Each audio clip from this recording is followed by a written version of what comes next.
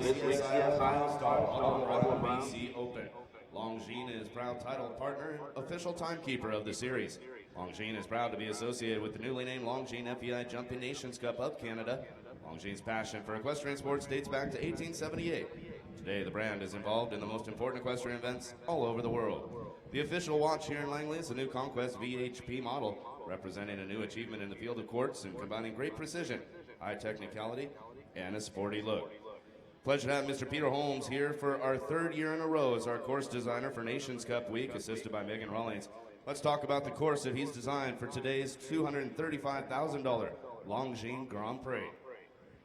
It begins here, fence number 1, right in front of many of you sitting in the VIP area. We call it the Spirit Bear Oxer. Now, it's an oxer because not just the verticality of the fence, but also the width of the fence is being jumped in a single effort. Straight down the arena to fence number 2, the Longines Vertical, and that's a big fence here with the Longines logo in the center of it. You'll see most of our riders do 7 strides towards that second fence. A little bit of a right-hand bend to fence number 3, the Natural Garden Liverpool. Now, Natural Garden and that Liverpool may distract the horse's eye just a little bit to see that front rail go down, so an early test here at number 3. We imagine a right-hand turn now to fence number 4, the Swoops Jump with all white. Very airy fence here. Don't anticipate too many problems, but that does lead us up to a very challenging line, the 5 to 6 AB line, right up the center of the show arena, the George and Diane Tidball Legacy Oxer, with the Liverpool at the bottom, leading up to the first of the combinations on the field, 6A to B, a one-stride Oxer to vertical combination. We call those the stained glass standards as well. Very colorful. It's a right-hand turn all the way to the far end of the arena for the 2018 T-Bird fence number 7. And that brings us up to another challenging part of the course, the triple combination to a big Oxer. It's the Longines 8A to B to C, a 1 to 2 stride triple combination with a vertical to Oxer to vertical, and 5 or 6 strides, it should say, down here to the fence number 9, our T-Bird Totem. You may see number 9 coming off that triple combination, coming down often today. A quick chance to catch their breath, and it is a quick chance because they've got the Otto and Brown triple bar, fence number 10, the widest fence on the field, just to nearly 2 meters in width. Down to the Uriades Village, fence number 11. Most of our riders should do 6 strides towards that big fence number 11. The plank on top, off the wall there, that could also be a very challenging fence near the end of the course. Around the arena off the left-hand lead, they'll come up to another Longines Vertical. Here it leads 7, possibly 8 strides. The riders do have a choice depending on their time. To the white standards, the big Oxer, fence number 13. That is round number 1 of this afternoon's $235,000 CSO 5-star Longines Grand Prix. Scored under a return jump off, 238.2 under the FEI article. All clean rides will return for a separate jump off at the end of the first round. We'll talk about that jump off course a little bit later on in our competition. Once again, Mr. Peter Holmes or Megan Rawlings assisting our course designer here for not just our Grand Prix today, but of course for the Nations Cup happening on Sunday. We hope you can join us as 5 countries will be represented in Nations Cup competition, including riders from Brazil, USA, Ireland, Mexico, and of course the host nation of Canada. We've got a very special guest joining us down on the field as we'd like to introduce you to today's national anthem singer. And ladies and gentlemen in the crowd, we'd ask you to please all rise at this time as we'll introduce you, and gentlemen, remove your caps, to today's national anthem singer. And let's welcome Emily Taylor Adams. Oh, Canada, our home and native land, true patriot love in all our sons command. With glowing hearts we see thee rise, the true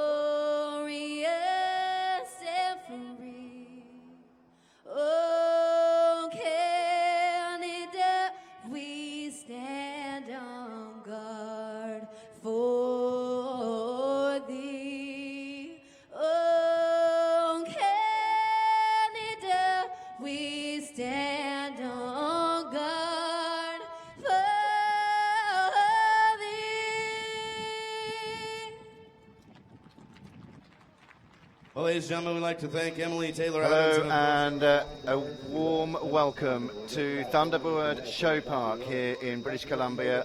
And it is now the time for the Grand Prix here in the main arena. And we've got 33 combinations coming forward to contest this $235 Canadian CSIO 5-star Longines Grand Prix. And the first horse due out in around about 5 minutes' time. And the course set once again by Peter Holmes from Canada, Megan Rawlins from Canada as well. And a really big testing track out there on the course. Ground conditions here absolutely perfect, and the weather is just about held off all day. We've been under threat of rain, but it has held off. We're under a bit of grey cloud at the moment, but we've had no spots of rain. We're hoping that that stays set fair for the rest of the afternoon. Wherever you're joining us all around the world, we hope you enjoy the coverage brought to you live from the Thunderbird Horse Park here in Langley, British Columbia. And I'm delighted to say, from the United States of America, broadcast analyst Katie Stazak. Katie, warm welcome to you.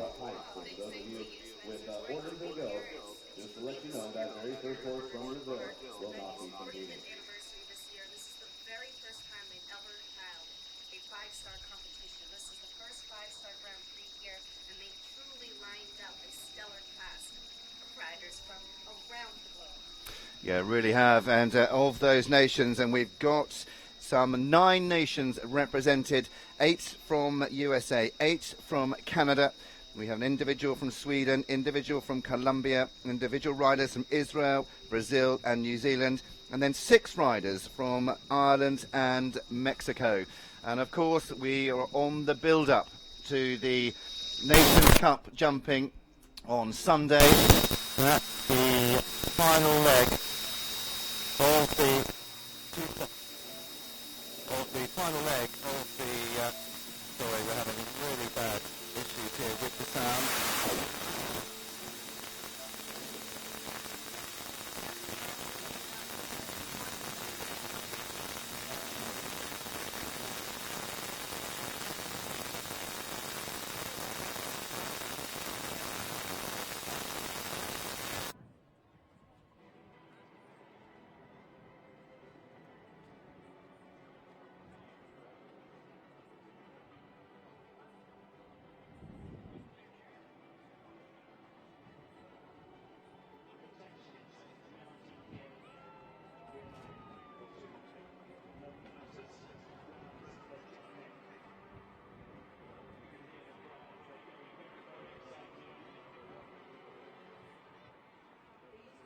They would the main event as we have on Sunday afternoon. Well, apologies for that technical problem we had with the sound here. Katie, I didn't really hear anything you said because the noise in my ears through my headset was pretty much unbearable. But I think you were mentioning about the warm-up, but coming up to the Nations Cup final leg of the Nations Cup here in Canada. And again, as you say, if you can call it a warm-up, it's a 1.60 track out there, 13 numbered fences, 16 jumping efforts, and it is a really big test of all-round horsemanship, and the crowds are building here for what is going to be a spectacular this afternoon. And as you quite rightly said, it is a really historic day, historic event for Thunderbird Show Park and for Jane Tidball and her team, and celebrating 45 years now of running. Yes, and it would be made even more historic if Canada could win here on Sunday afternoon, because they've actually won all of the legs leading up to this point in the North and Central American and Caribbean division that they're a part of. They won in Ocala, they won in Jalapa, and not only would they love to sweep it, but to be able to do it on home soil would really mean a lot to this group. Absolutely. They've got a great team here as well. They've been very keen to win here, as you say, to capitalize on 2 outstanding performances in Ocala and then on to Jalapa in Mexico, which they were so brilliant there, and they must come here full of confidence.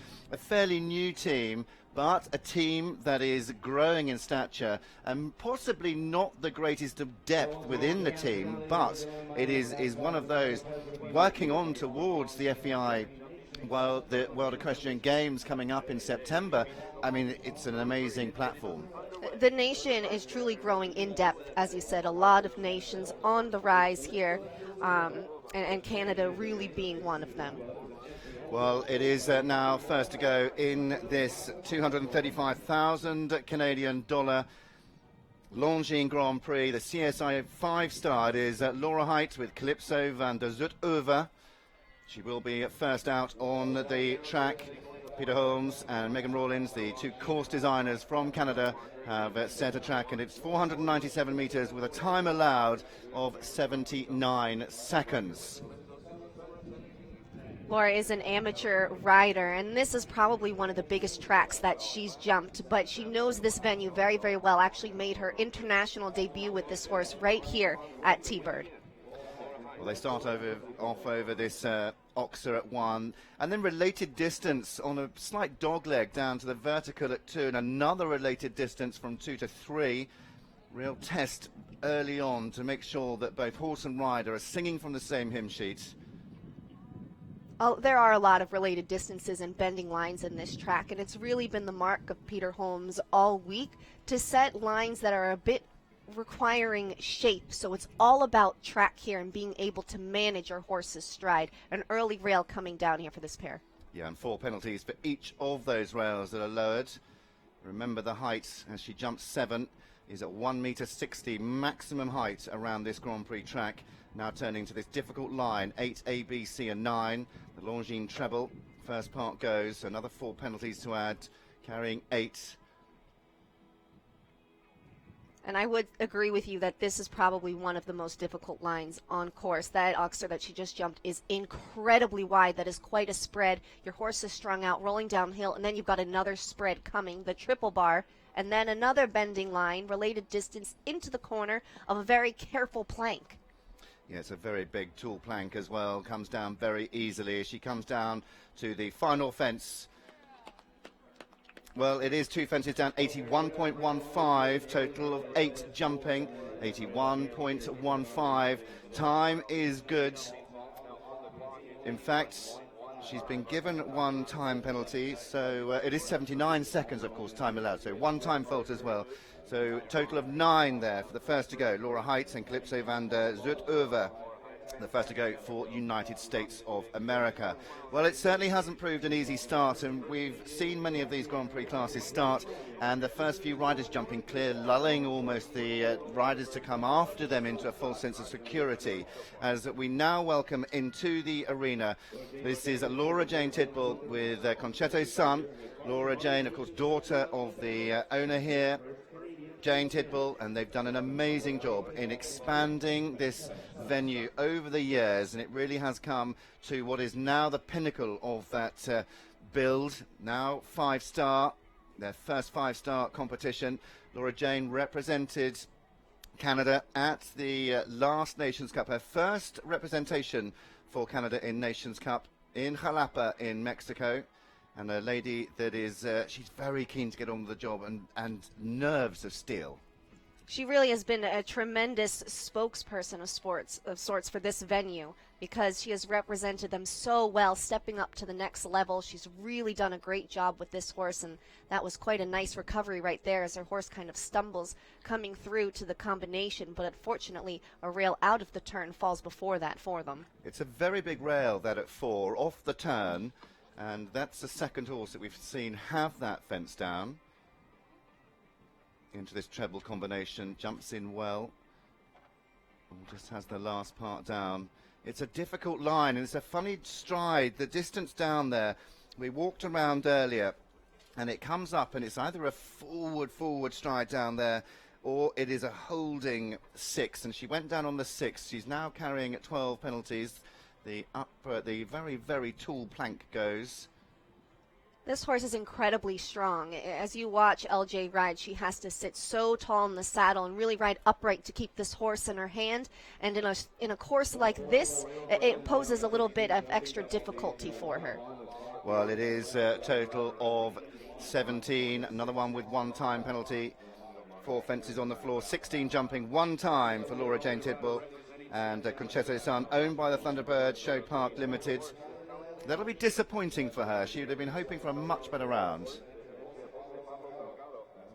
You can see the disappointment written all over her face, but it is a learning curve, and horses are great levelers. It's now Marianne Maggi, Tali d'Anjou for Sweden.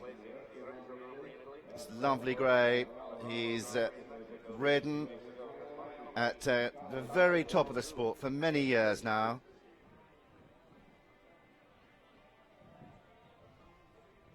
These two won a 2-star ranking class in Guadalajara, runners-up in 4-star competition at Jalapa this year. Plenty of experience and very consistent. Well, that rail front and back goes at 3. And you can just see the turn that he takes, and that's another one to have fence 4 down. It's a difficult line around from 3 to 4, and they just get a little bit unbalanced, losing a tiny bit of confidence. Yeah. He was losing confidence over 3, 4, and then coming down to this line, another dogleg turn down to this water tray. I think discretion, better part of valor there as he decides to pull up. I wonder if he will carry on all the way around, just trying to build the confidence as they go. It all started there early at fence 3, and as you said, he just kind of lost the confidence, but he completely cut the turn and shifted in, and he met that oxer much too soon. He needed to stay out and put more of a bend and shape in that line, and now it's just kind of just not going his way. No, he's doing a good job, though, to nurse this horse round. Jumps that enormous triple bar. This has not been the most successful round that we've seen them do. I don't think he's going to jump the last 2 fences. The hand goes up. He does retire. Well, that disappointment there for Marianne Maggi and Tali d'Anjou, owned by Jose Pablo Salgado. Well, hasn't started as we would have quite hoped. It's proving to be a very difficult course, and I think you're seeing a very big difference and an increase in difficulty from the competitions earlier in the week coming up to today. I think it's a big challenge and a big change for these riders, so they're going to have to step up their game. Yeah, indeed. I think that's absolutely right. Now it is Lisa Carlson and Parrette for Canada. Second rider for Canada out of the first 4 that we've seen. Lisa's been having a great week. All week long at T-Bird, she's been jumping consistent clear rounds, always in contention, going to look to continue that streak here. Of course, very experienced at the top levels of the sport. With this horse, a top 5 finish in the 4-star Grand Prix that took place in Wellington during their Nations Cup week in March. Of course, that not part of the qualifying league, but still a Nations Cup competition. Again, an early rail will fall, though, as that front rail comes down at the natural oxer at 3. That's, again, all about the track. And here, again, that tall vertical. It'll be interesting to see the riders coming after Lisa, because that rail has not stayed up for the first 4 riders. Are they now going to take a slightly wider turn? The time is tight as well, 79 seconds. We've not had anybody inside the time allowed either.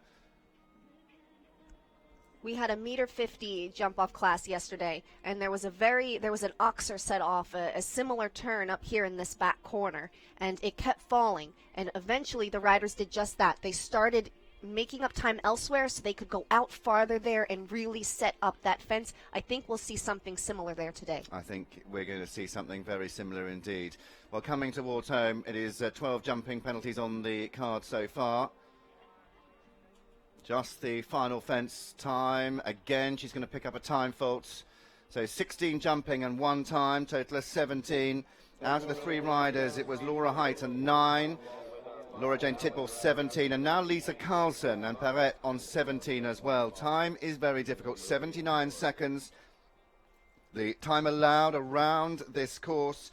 Distance once again of 497 metres. There's that early rail at 3 going, and you can just see she lands, she turns quite quickly, and it's a tight turn back to that upright at 4. Well, showing the 4th fence to our next combination. It is now for Ireland, Jordan Coyle and Eristoff, riding for Ellen Farms. and Celtic Park LLC, Aristoff, and Jordan, of course, the He is the brother of Daniel older, Coyle. younger. I didn't want to upset them. He is older by a year. That's right, older brother of Daniel Coyle. Daniel comes a little bit later on in this class. Jordan has really had a breakout season with this horse, and he calls him by far the best horse I've ever had. They are stepping up, though, to this 5-star level. A lot of success in 3-star competition. This will be a test for them, but a lot of raw ability in this pair. Now he's gone slightly wider. He's taken a little bit of time around the corner. This is a real jumping machine, isn't he? Fantastic horse. The only thing that I'm slightly concerned about, deceptive as he may look, I'm not sure whether he's actually covering the ground as quickly as some of the ones we've seen already. He definitely appears a bit underpaced, but with the amount of rails that we're seeing early on, you're going to be better off having one rail in a couple time.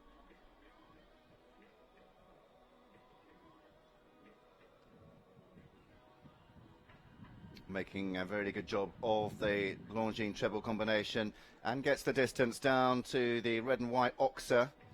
So just carrying the one fence down, 4 penalties. Has a bit of a spook out of the corner. He does well. Getting quite strong coming towards the end. Just 2 fences left to go.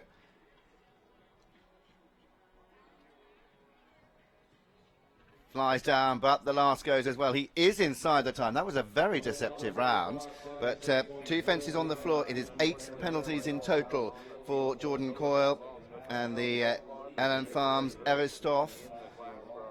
76.09 their time, so it is achievable. It is well in their capabilities to jump round inside the time.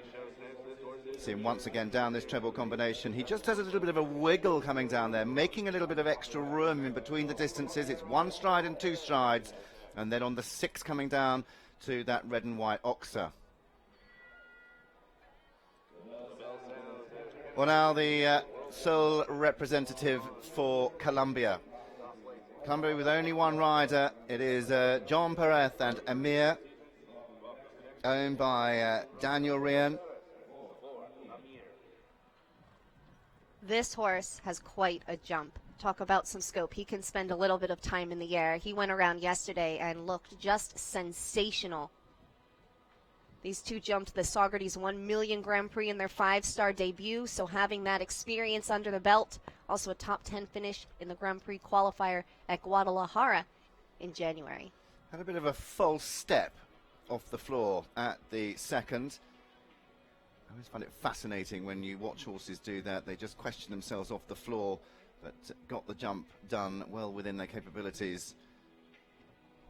This has that rail coming out of the double at 6.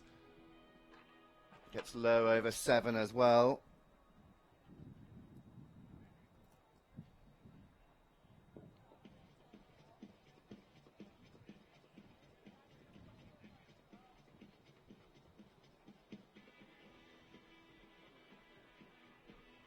Or carrying 8 penalties. I didn't watch this horse. You said he jumped yesterday.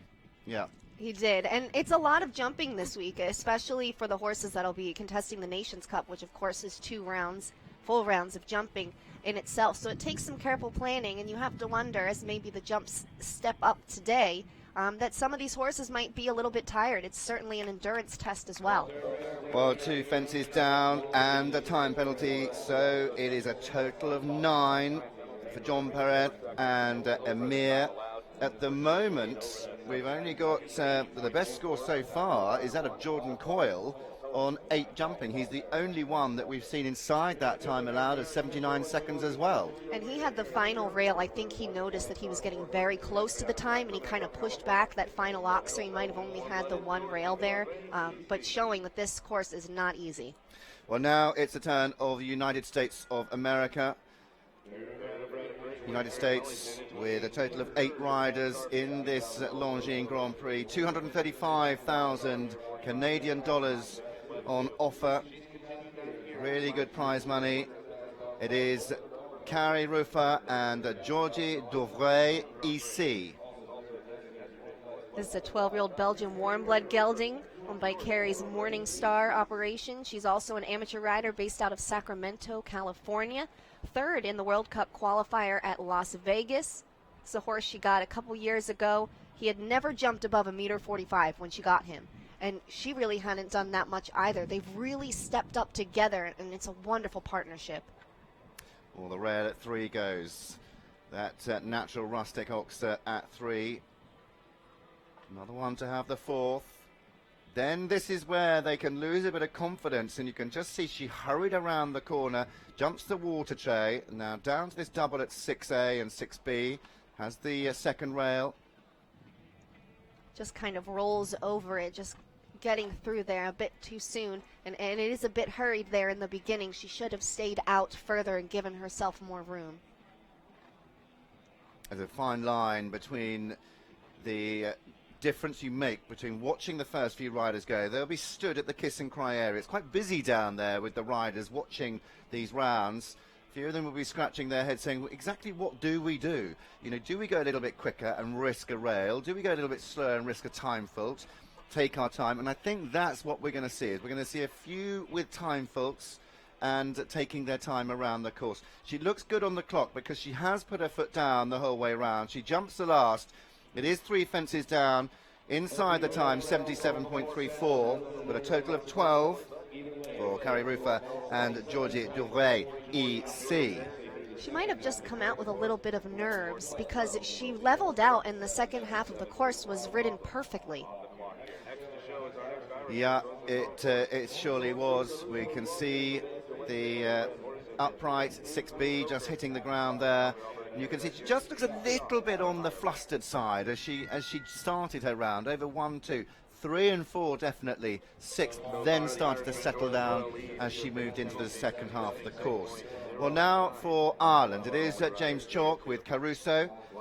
James rides this for Axel Valoy and Eurohorse BVBA, trained by Jacqueline Colburn.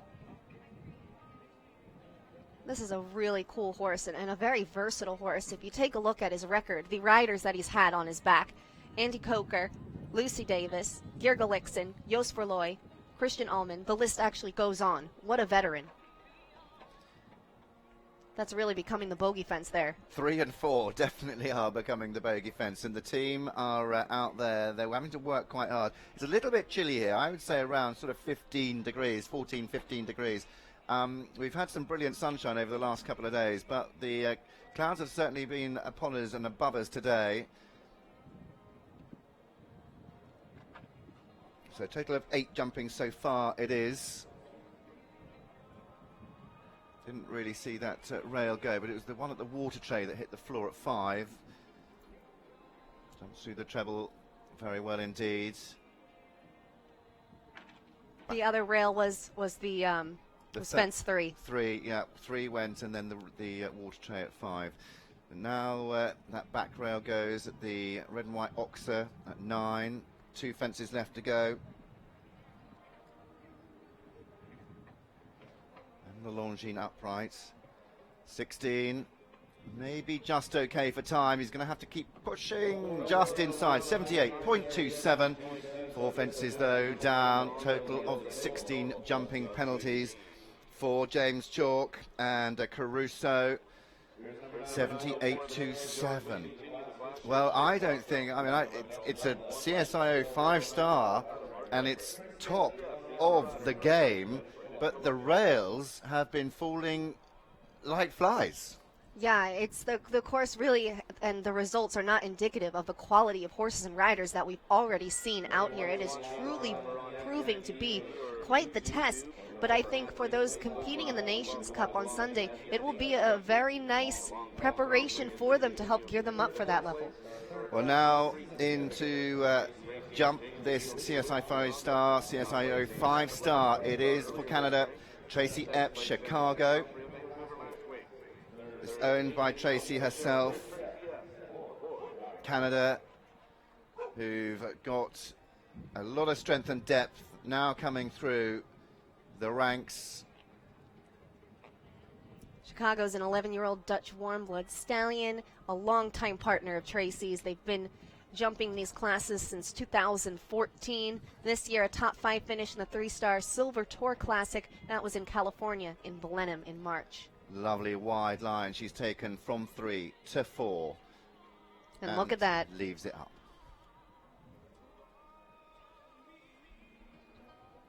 Other one just to have a little, we call it a tranter, little trot stride in the canter, but the front rail goes of 6. That was unfortunate because he's been jumping superbly around the first part of the course.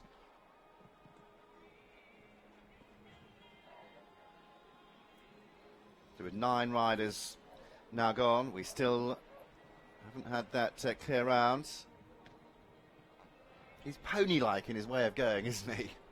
Really game horse.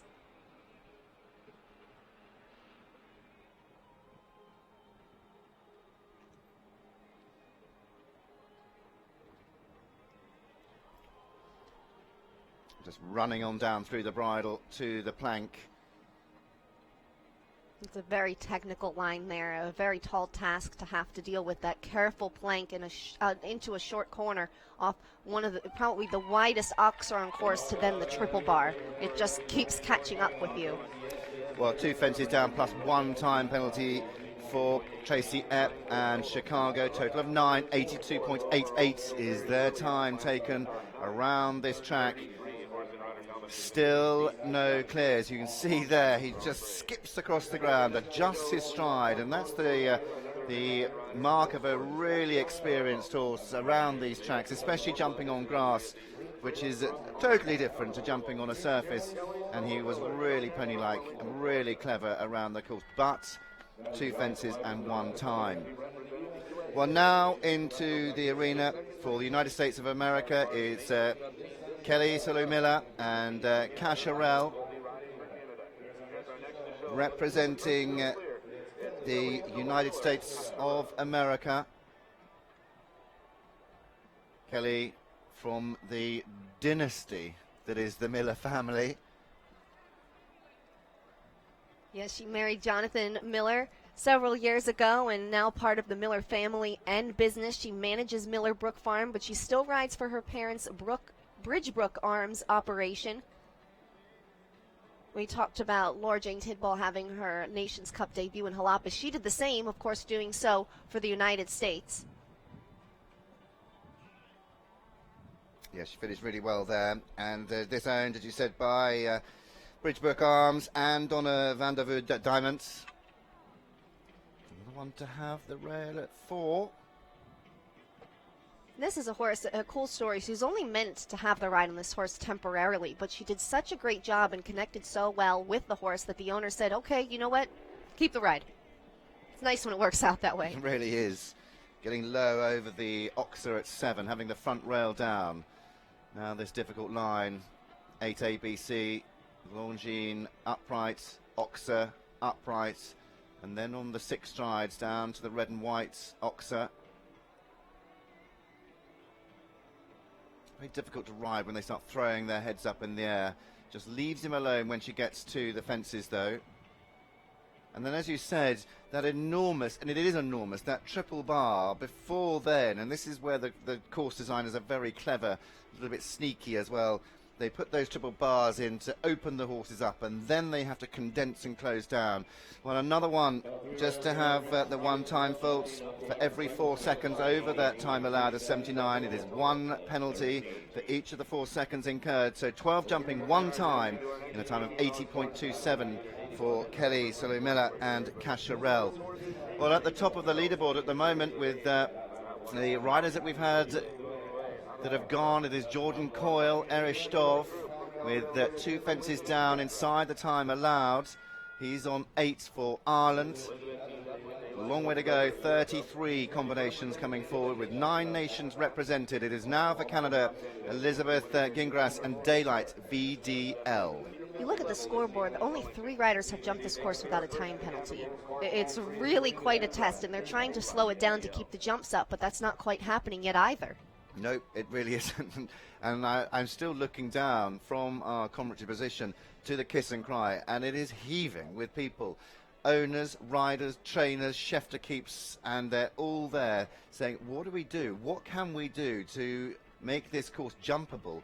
Again, as she turned the corner, Elizabeth, she made that definite turn around, got the horse four square, and jumped that very well. But she had the third fence down, that front rail of that natural oxer. I think she learned to do that from that oxer, because she should have done that and gone a bit straighter before turning there in that related distance from 2 to 3. That's a shame, because she rode the next line just spot on. Got in a bit deep there to that triple combination, and then was hard to get across the middle oxer.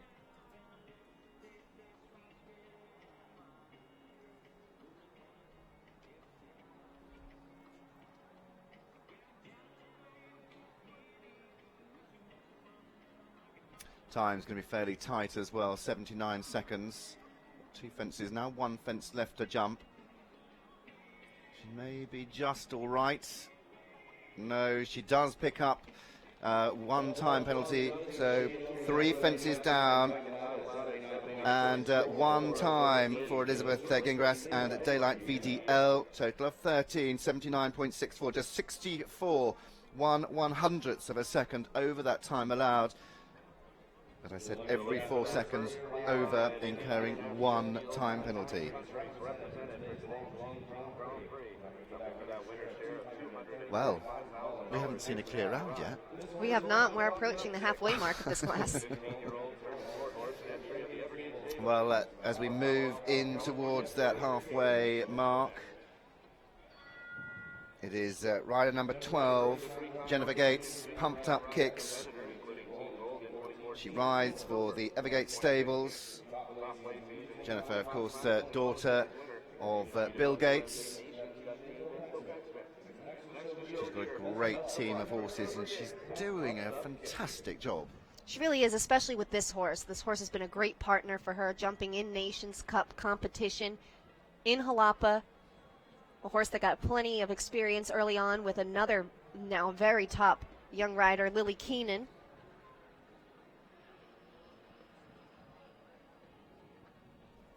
And yet again, that front rail at fence 3 comes down. Jen Gates, just 21 years old, recently graduating. She's only got a few weeks left, hasn't she? Yes, she will. She's at Harvard. Stanford. Lily Keenan is at Harvard. Oh, that's right, yeah. These bright girls also riding, huh?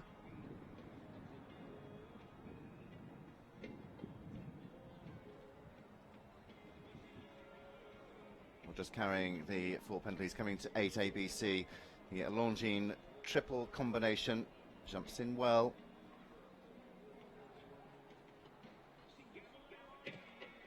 Six strides down to the red and white. It's a really short distance down there because the treble almost opens up the stride. Oh! Recovered very well there for that plank. Her time is going to be close as well. She should be thereabouts as she jumps the last. It is another one with a time fault though. 8 jumping 1 time. A half-hearted clap, I think, there. Total of 9, 8 jumping 1 time, 79.39 for Jennifer Gates, and pumped up kicks for the United States of America. Watch her as she comes down to this triple bar, just gets in very close, doesn't make the back rail, hits it with the front toe. That was trainer Sayre Happy looking on in the kiss and cry and just probably realizing, man, this is one heck of a course set up this afternoon.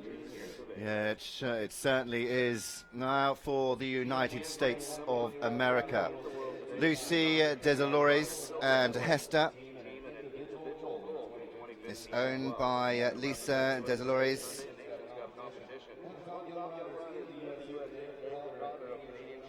For United States, 8 riders in this 235,000 Canadian dollar Longines Grand Prix. Lucy returned from shoulder surgery this year, and really coming right back into top form. One of the brightest young riders in the U.S. pipeline. She'll make her senior Nations Cup debut this week at T-Bird, and she'll be facing off against none other than her father, riding for Canada in Mario Delorier.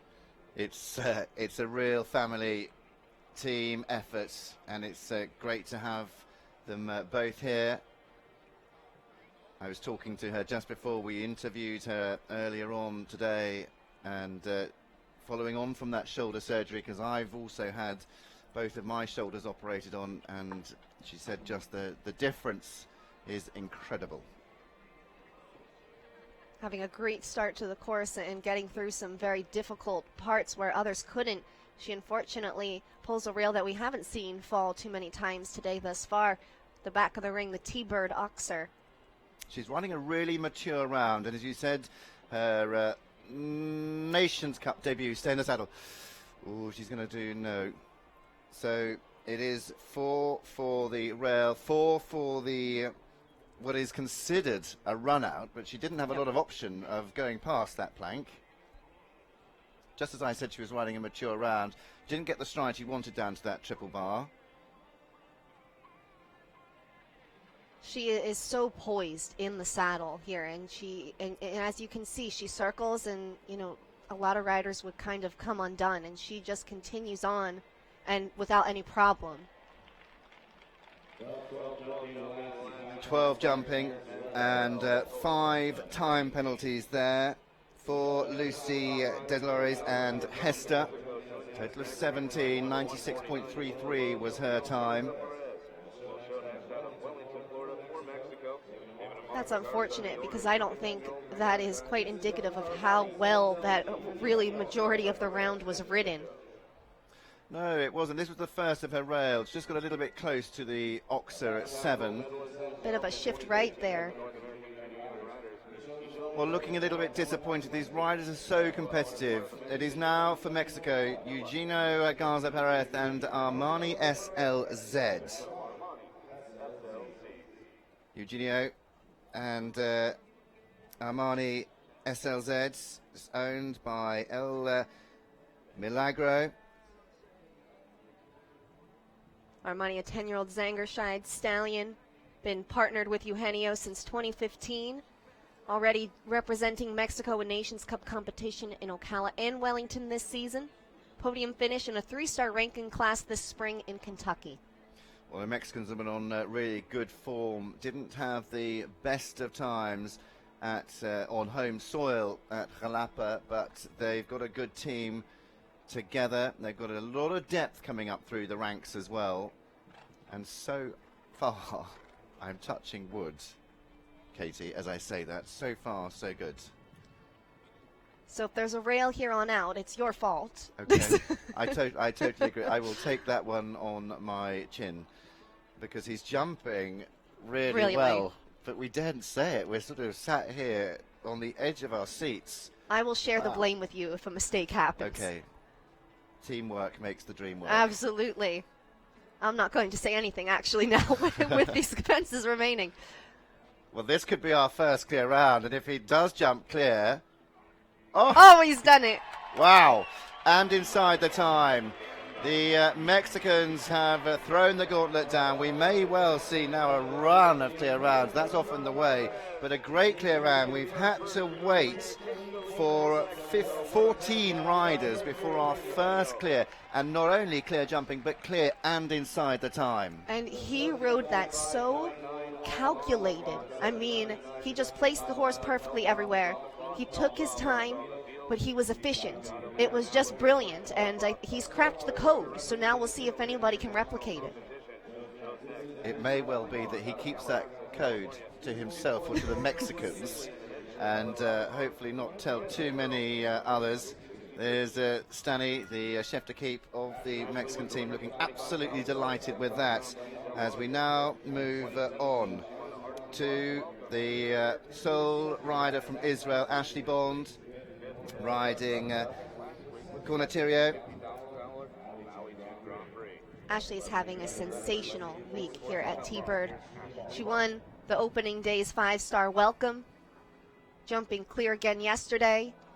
but unfortunately she'll have an early rail here today. She just switched nationalities, becoming an Israeli citizen last month. Her father's from Israel. It was a very emotional decision for her, and now becoming part of a very strong contingent of riders from Israel. He's doing a lot of fighting against her. One of the riders we see, I don't think she's got a noseband on, has she? And he's obviously quite sensitive. She's got a lot of ironmongery in the mouth as well, but he's just fighting the whole way round. He looks very strong. Ashley actually does not ride many of her horses in nosebands. She thinks that they're pretty restrictive. A great job of straightening her horse out there in that combination. But she could use, it looks like, a little bit of help there. He has his own technique, that's for sure. Just dives to the base of the fences, doesn't he? Doesn't always take off on a straight line, and that is unfortunately why he has a couple of those upright fences down.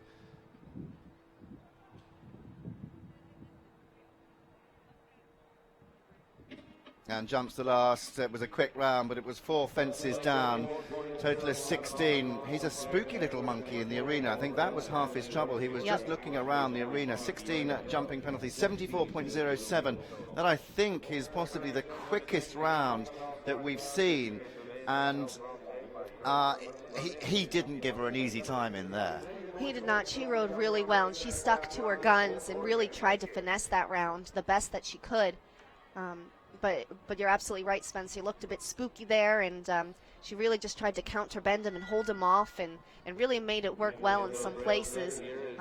But definitely not tired today, this horse. Certainly wasn't tired. Well, now this is Jen Serek. Very experienced Jen Serek with Wicked, representing Canada. Another young lady that's been on many, many teams across the board, representing Canada on a number of Nation Cups teams. Wicked been a great campaigner for her. He really has. They had a sensational season in World Cup qualifying competition last year, also part of the winning Nations Cup effort in Jalapa for Canada. And you'd have to think, as we saw with Eugenio, that it's going to take a strong partnership to produce a clear round over this course. This is definitely an experienced combination round. Combination that knows each other inside and out. It's not about jumping round 13 fences and 16 jumping efforts. It's about the lines that you take. And interestingly, when we walked it, fence 1, 2, 3 is on a related distance. Not that you think too much about the strides in between those fences, but actually the line that you ride, because it then sets you up for the fence at 4 and 5 and all the way around the rest of the track. Yes, absolutely, 100%.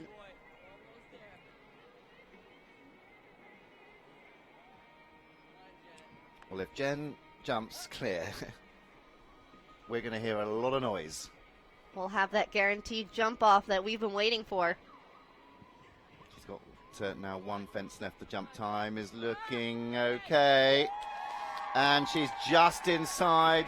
5/10 of a second there to spare. Half a second between her and a time penalty, but that our second clear. We do have a jump off. Jen Serek with the Wicked horse group inclusives.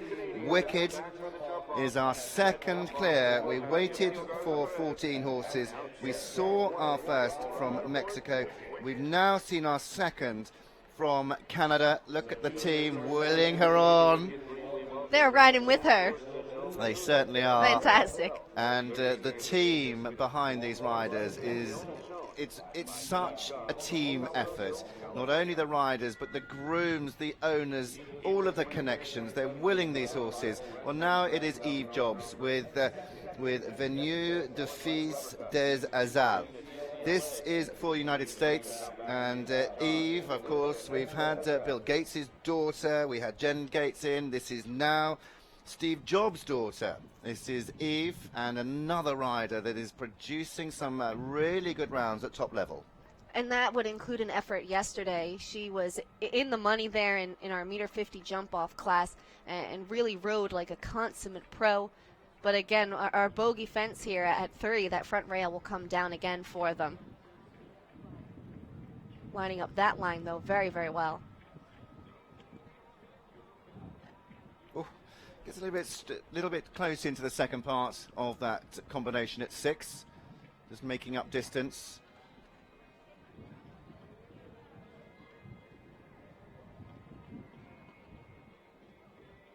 Very stylish rider in the saddle.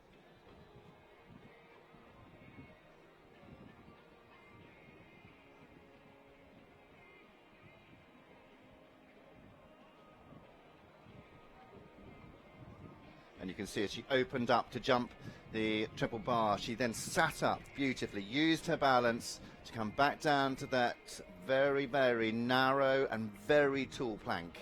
She got this horse from Belgium, and whoever matched these two did a sensational job, because this has really been a great horse for her, and they just look like such a strong partnership already. Well, that is only one fence down, 77.19 her time, goes into third place. Won't go through into the jump off, but we may see her certainly in that prize money, because we've only had 2 clears out of the first 17 horses in this CSIO 5-star Longines Grand Prix. I would think she'd have to be really happy with that. I think she'd be absolutely delighted, kicking herself at that third fence coming down, because she certainly jumped home with a lot of confidence. Well, now it is another rider for Team Mexico.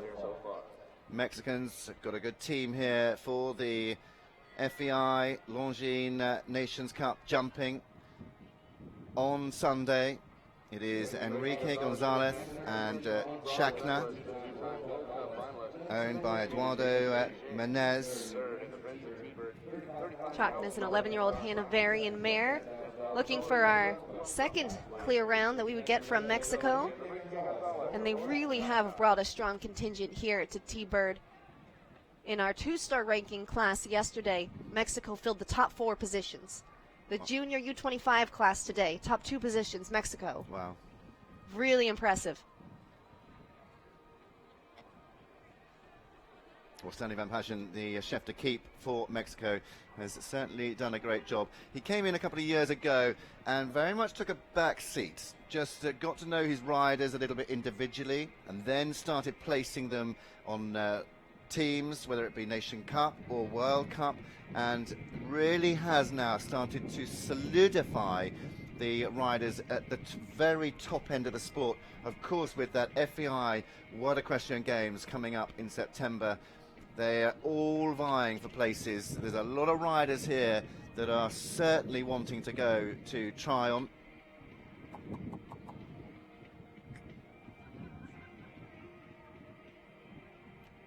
Come on. Oh. You could see it coming. You could. He was just really trying to sit up and kind of held just off that triple bar, and it's so wide. I almost thought, as he came out of the combination 8-9, that this was going to be another clear round, but the wheels sadly have fallen off the cart coming home. It is 3 fences down, total of 12 jumping and 1 time. Stanley Van Passion there on the right-hand side of the screen in the kiss and cry area. 13 jumping penalties, 80.46 was his time, only just over that time allowed of 79 seconds. It's proved elusive, but it's also been proven that it can be done. And this is where all the riders are scratching their heads. They've watched a couple of clear rounds. The first of those for Eugenio Garza Perez, he jumped clear. Then we saw the next clear come from Jen Seric. Will we see another one? This is another Mexican rider. It's Lorenza O'Farrell, and she's going to bring in Pekin St. Denis. This is a 15-year-old Self-Francais stallion. They also produced a clear round yesterday. Runners-up in the 2-star Grand Prix at Balvanera in March. So 3 Mexicans on the bounce. And Enrique, then Lorenza, then Francisco Pascual will be the third of the block of Mexican riders. That is, Katie, as we've said, the bogey fence. I don't think you could dispute that. It is just, it's keeping the jump crew very busy here this afternoon. It certainly is. It's a funny line. I mean, watching it from here, the first fence is off of the right rein, then it's left over the second fence, and then right over the third. So it's an S-bending line. Yep. and they're just getting a little bit unbalanced between 2 and 3 and losing that balance and having that front rail.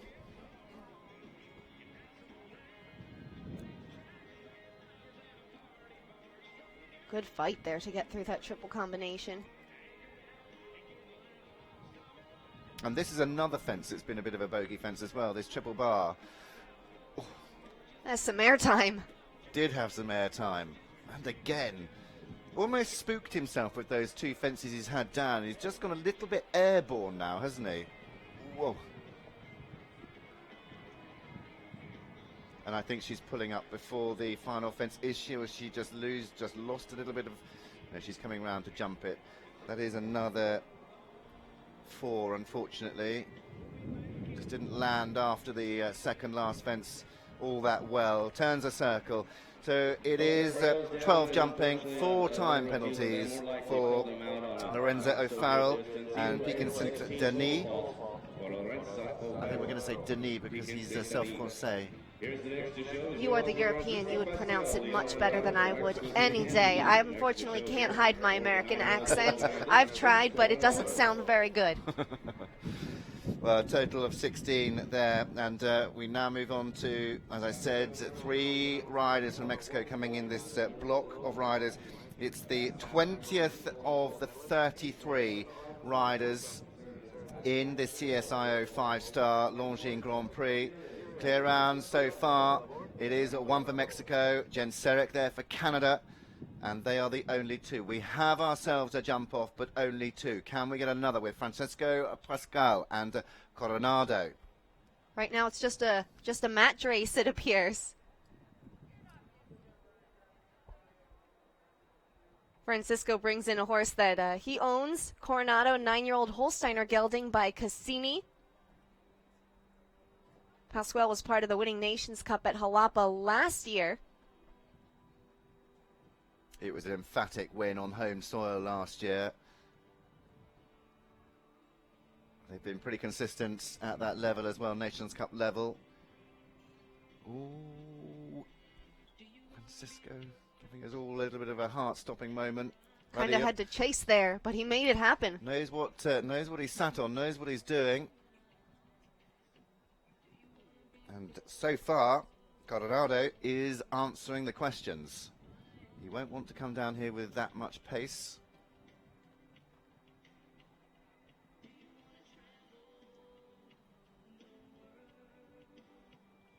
Jumping well.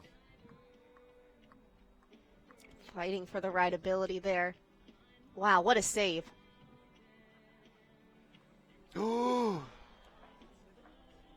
Well, the horse got a bit away from him there and just got a bit too close to that plank. Unfortunate, very close to home. Yeah, just 3 fences from home. Just got a little bit untidy, a little bit, he slaps his head and says, "What did you do? What did you do? You were riding so well." And then after that triple bar, unfortunately, Coronado just got away from him, picks up the time penalty as well. He is disappointed with that. Sonny Van Paschen there for Mexico. Well, they'll certainly have a very good debrief after this round. Just watch this again as he jumps the triple bar, lands, and then comes the... It was like, what are we doing? He tried Are we stopping? Are we stopping? He tried to really get right to create some more space, and it just wasn't happening. But that triple bar just did what it was. So it did its job. The horse just got strung out, and then that plank, it's set up and waiting for you right there. Well, now for Ireland, it is Captain Brian Canan with Robert and Christine Stiller's Mick. Now based over in the United States of America, having got married, and also, I think, with a young child as well. He's based now in the U.S., spending a lot of time over here, and he's visiting some new places. He actually just went to New York at Old Salem for the first time, came away with a win there in his first appearance at the venue in 2-star competition. This horse, just 9 years old. This is definitely going to be his biggest test to date. But it's a horse that's really come along well. Be an interesting test for him.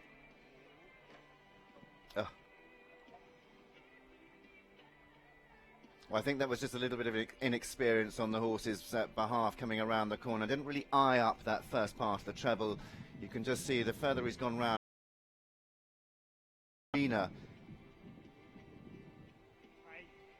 Brian doing a really good job there, very experienced Irish international rider. It's a big horse as well.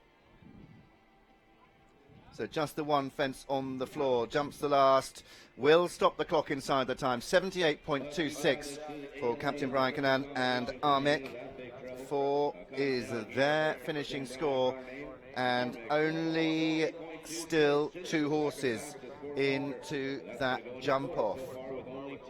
That's really impressive for a 9-year-old. Really impressive, absolutely. And the interesting thing is, I think he jumped this horse in New York as well, so he's had some good international experience. Yep. But to come here and keep going on those international circuits, that's what we want. That's what we want to see those horses doing as they improve and go on up through the grades to championship level. Well, now it is father's turn. Lucy we saw earlier for the United States of America.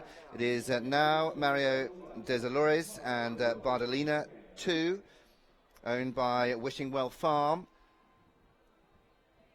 This is a truly great story. He's an amazing man as well. He's had a fascinating career, because didn't he played hockey, he's done an awful lot of other sports, and just an all-round great guy.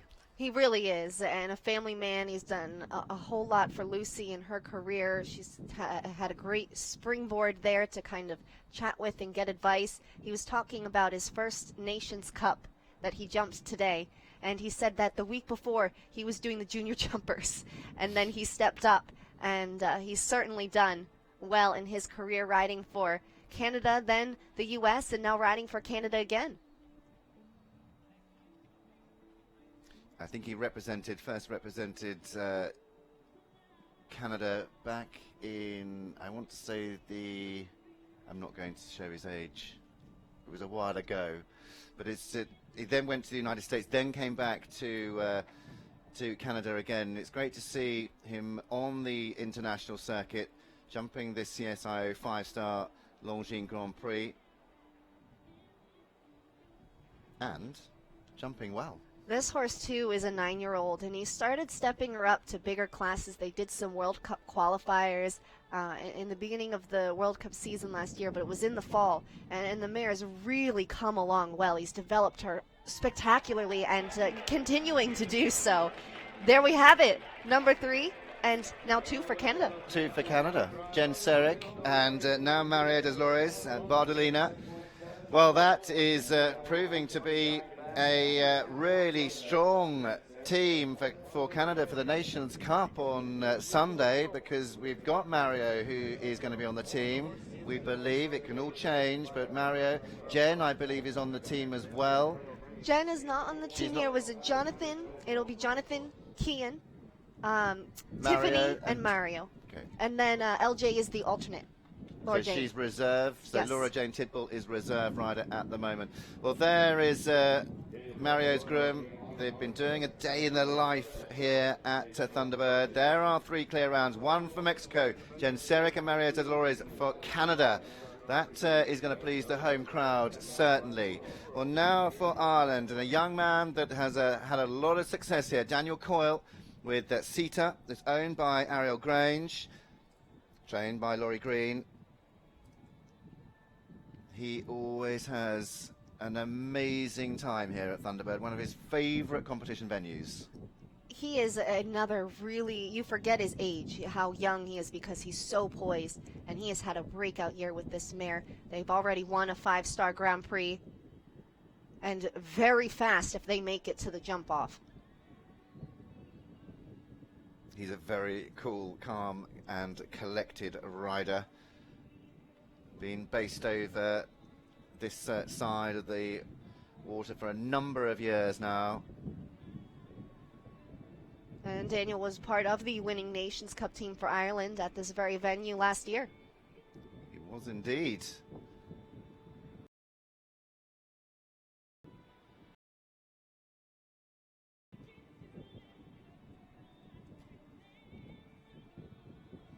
I'm going to let him jump the last 2 fences before I say anything. Willing him home. He's just got that last fence to jump. We talked about it earlier. He's done a lot of ballroom dancing in his past. Well, I think he might be dancing his way out of here because that was brilliant. It certainly was brilliant. Daniel Cole for Ireland now makes it 4 riders. 1 for Mexico, 2 for Canada, and now Ireland's Daniel Coyle and Sita go into that jump off. It is building now into a really exciting Grand Prix here in Langley.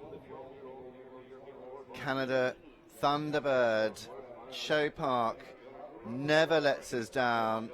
It really does attract some of the very best, and it is Mexico there. You can see Jen Serek, Mario Deslores and Daniel Coyle, the 4 in the jump off. Now Rodrigo Lambra with Vellini for Brazil. Brazil, the only representative here in the CSIO 5-star.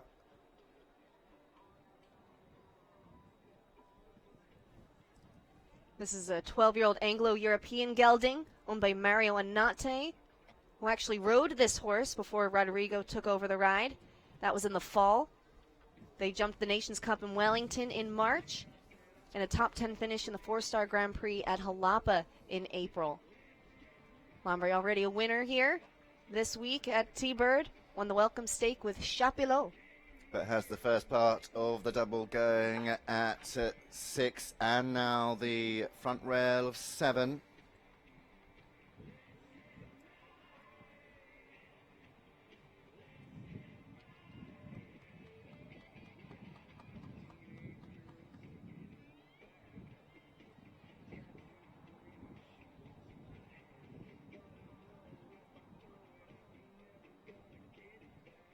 The line down from the triple bar to that plank is a really funny line because they jump slightly away from the plank and then have to get back on their line again to come back to it. Well, inside the time allowed of 79 seconds, 76.49, but 2 fences down for Rodrigo Lambra and Vellini, total of 8 jumping, 76.49 their time around this track. And it's a funny distance around the course because as we walk round and as the riders walk round, a number of them, Daniel Coyle being one of those riders, walked twice, if not 3 times. And I watched him out there walking the different lines between the fences, seeing whether he should go a little bit wider, come a little bit tighter. And that's what we've been seeing with some of those in this second half. Kian White now for Canada for Freedom Z, or as we were having this discussion earlier, do we call it for Freedom Z or for Freedom Z? And we're going on the European Z, and for Freedom Z.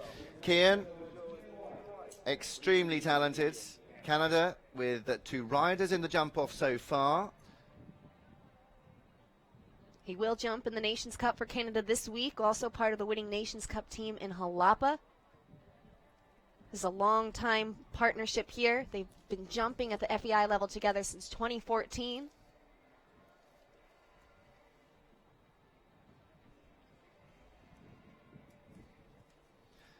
And for those of you that are watching and just seeing on the side of this horse the difference in coat colour, it is just that this horse has slightly sensitive skin, so having been clipped, they've left an area where Kian's leg will be just to protect that part of the horse from his leg and from his spur.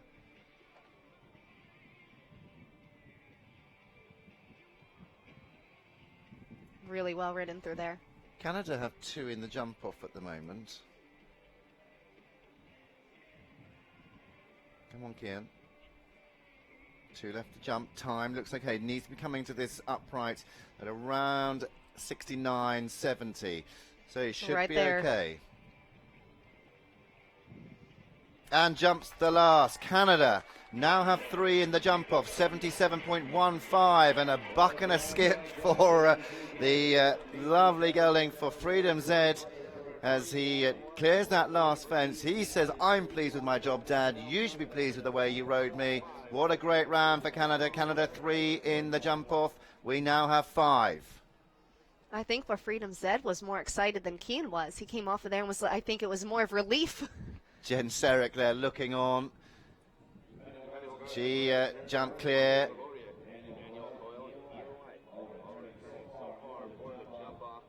Well, having started this Grand Prix, and we waited 14 riders to get a clear round, I was then starting to think we're missing one rider off of there, of course, because Kean White isn't on that list. There he is.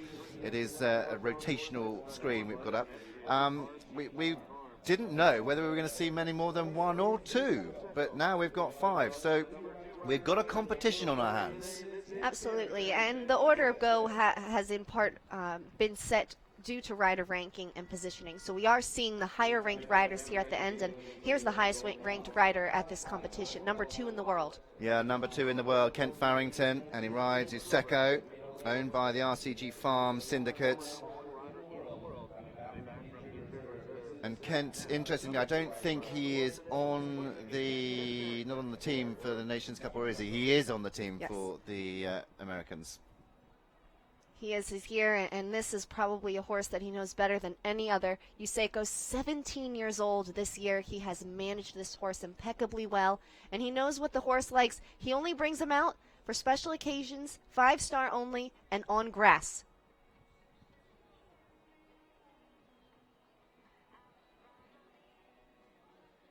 You can see him just adjusting the stride as he comes down to the third, keeping hold of the rein and then allowing the horse the rein as he came into those last couple of strides. As you said, a combination that know each other so very well. Ooh, yeah.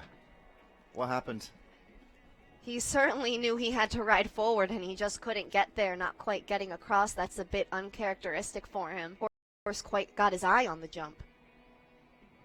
Well, that's a mistake they want to leave in this arena today and not have on Sunday.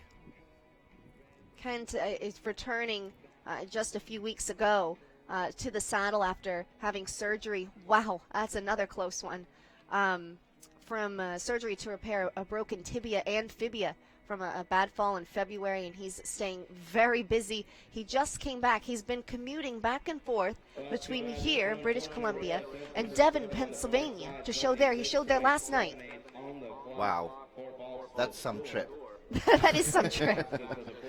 Those are frequent flyer miles. Just the 4 penalties there for Kent Farrington and Useko.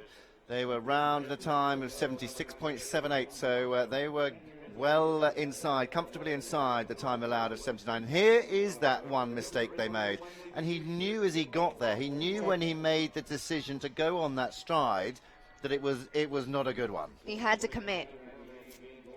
Well, he'll be disappointed with that as he moved down into the final few riders in this CSO 5-star Longines Grand Prix with prize money on offer, 235,000 Canadian dollars.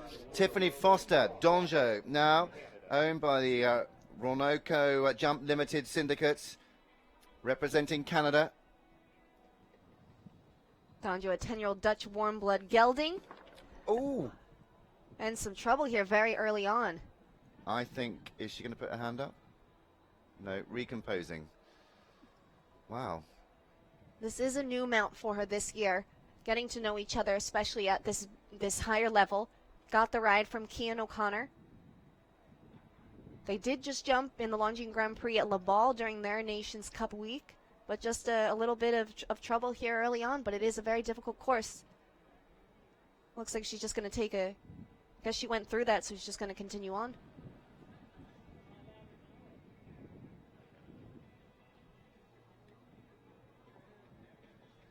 It's interesting because there's a rule within show jumping, as we'll explain, that if you have a fence down, the bell didn't go, so she knew she was okay because they have to at least make an effort like they've jumped the fence. Yep. Even though they kind of fell through it, the judges obviously here decided that they had. They get to make those kind of fun decisions. Yeah, not ones that we like to make.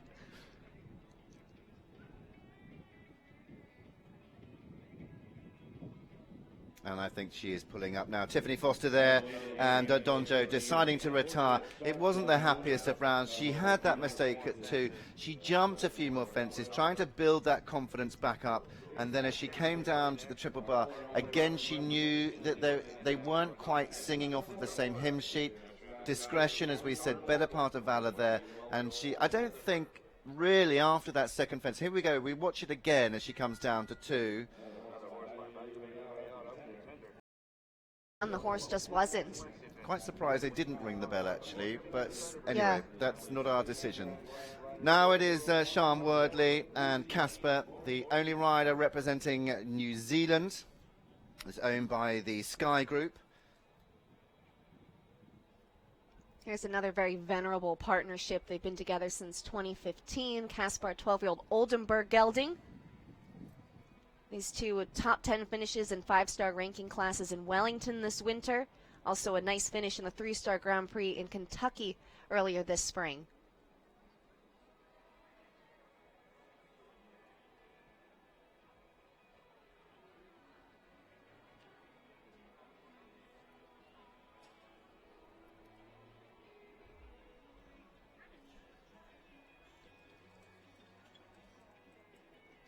Or just 5 riders left to go in this CSO 5-star Longines Grand Prix.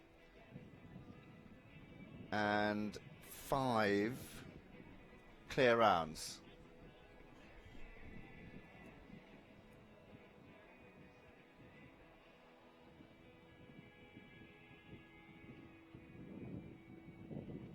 Sean really riding a good round so far.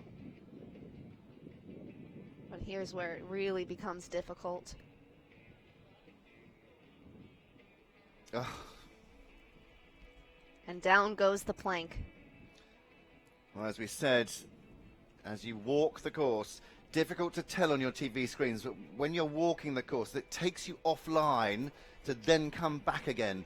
And that's what just happened there. And it's just a momentary loss of balance. And it's almost like jumping a turning bike. And you've almost got to get them back 4 square to jump off of those 2 hind legs level, that they can then pick their front end up and their shoulders up level as well. Well, 1 fence down, it is there for Sian Wordley and Casper. 4 penalties. He'll join that very small group of 4 in a time of 77.44. He was inside that time allowed of 79 seconds. So well judged round time-wise, but it was just that 1 fence, that very tall plank jumping towards the big screen. And then another factor as well, as Richard Spooner now for the United States of America. Quirado RC is our next to go. This is the last rider for United States of America. But as I said, the plank just going directly towards that big screen, and whether they're just catching their eye sometimes, these less experienced horses. As the sun now comes out to join us in the Thunderbird Horse Park. That plank is really set right up against the rail, but then caught right into the corner. You really don't have a whole lot of room there.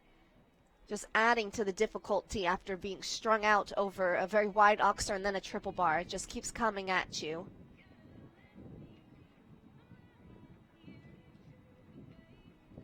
This is a horse that Richard really thinks highly of. This horse is bigger than 18 hands. Richard's very tall, doesn't make him look as big as he is. And he says that speed, was at first a bit difficult as this horse was growing into himself, but he really thinks a lot of his ability. Well, lost a stirrup coming through the treble combination. Sits beautifully in balance, though. You couldn't even tell. Nope, doing a good job. I was actually watching Richard walking the course, and he made these fences look like they're about 1 metre high. He towered above them. He's incredibly tall and makes Corrado look about 15.3. Well, just the 1 fence left to jump. United States now have 1 in the jump off. Well, that great news for the United States of America. Richard Spooner, Corrado RC, make it now. Clear round number 6. this horse has only been jumping for about 3 years. He says he's very special and very careful. Just 9 years old, that he's got to be absolutely thrilled with that performance, and he made it look pretty easy there. There he is losing the stirrup, and he just doesn't move in the tack. Regains it just in the blink of an eye. Well, we move down to the final 4 horses and riders to go in this Grand Prix. It is now the brother, Patricio Pascual and Tullum. Patricio for Mexico, and we've got 2 for Mexico and 2 for Ireland left to jump. We saw earlier on Enrique, in fact, when did he jump? Francisco, he jumped, had a couple of fences down and a time fault, the brother. But now Patricio with Tullum. This is a veteran gelding, 15 years old. Won Mexico's Jalapa Cup during their Nations Cup week in April. Patricio won with a younger horse in 2-star competition yesterday. We haven't seen it actually fallen a bit, but it has been our bogey fence this afternoon, the front rail of our natural oxer at 3.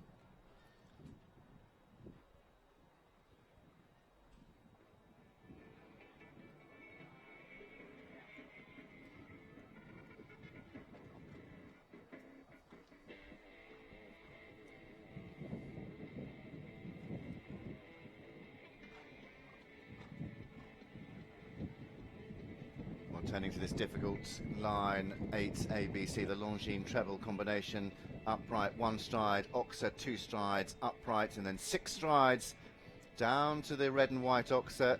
Gets well in the air, a little bit unbalanced on the landing. Bit of work to do now, as you can see, and then land steady. Ooh, lucky runs down to the right. What a recovery. He was riding and working very hard all the way down that line. This horse is just building and building in momentum. And jumps the last, might just pick up a time fault, does pick up a time fault. 1 jumping, so 1 fence down, 4 jumping and 1 time. Total of 5 for Patricio Pascual and Tullum for Mexico. Well, in between the 2 Mexicans and the Irish is 2 riders for Ireland, Mexico, Ireland, Ireland, Mexico, and it's 2 for Ireland left to jump. And the very last will be that of the Mexican. Now for Ireland, it is Conor Swale. Conor with Domino van der Valuwe, owned by Vanessa Mannix. Conor had a very good win here. Did he win the 5-star? He did. He won the 5-star just yesterday. With this horse. Today they are making their 5-star Grand Prix debut together. Conor said that this horse has been sensational from the day he got him, but he can be a bit spooky, and they've really had to work on the rideability. This will be a very good test of that, but the horse jumped just brilliantly yesterday and was much the best winner. Yeah, I watched his jump off round. It certainly was one to beholden as he starts off on his round, and certainly it didn't look like he was going to touch the 3rd. Takes a lovely turn to this upright at 4, and you can see why he thinks an awful lot of this horse. Certainly has all of the right attributes to be a top-class jumper. Commentators curse, Katie. Oh, just a bit unlucky there. The horse spends so much time in the air, and you saw something similar there with that T-bird oxer coming down, just not quite getting across. Oof. Oof. Just losing a bit of confidence now. Conor's going to have to use all of his magic to get home. He's got this difficult line down here now. This is a difficult line. He's gone past it. He's going to put his hand up and retire, I think. Is he? Yeah, I think so. This is a really good sportsman-like call. He really wants to give this horse confidence. He's just going. Is he going to? No, he's not going to jump another fence. Yeah, I mean, having had the fence down at 6A, landed after 7, having had that down as well. And it was almost like the horse then just said, I don't know what I've done wrong. I'm a little bit out of my comfort zone here. Lost the confidence. Made the turn round to 8 A, B and C, and again they were fighting. They were not on that same hymn sheet. They didn't really understand each other. He jumped through 8. It wasn't comfortable. Again, losing confidence as he went through that combination. Jumped a couple more fences and pulled up. Will save you for another day. Absolutely. Well, now Richie Maloney, button seat for Ireland, the second last go, penultimate rider in this 33 strong class. Riding for Equanimally, button seater, and Richie Maloney for Team Ireland. Richie will be riding his longtime partner Carabas Z in the Nations Cup for Ireland. Yes, Zed, we are going with the European lingo today. But this horse is another that he's actually also had for quite a while. Posted a top 12 finish in the 3-star Grand Prix in Wellington in February. Also some top finishes in some 5-star ranking classes.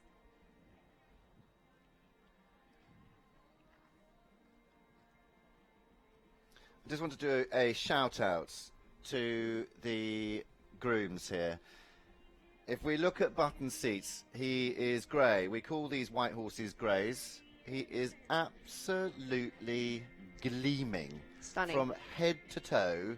And these horses go to bed wanting to wake up in the morning as dirty as possible, especially these white horses, and the grooms are out there working their socks off getting these horses looking like this.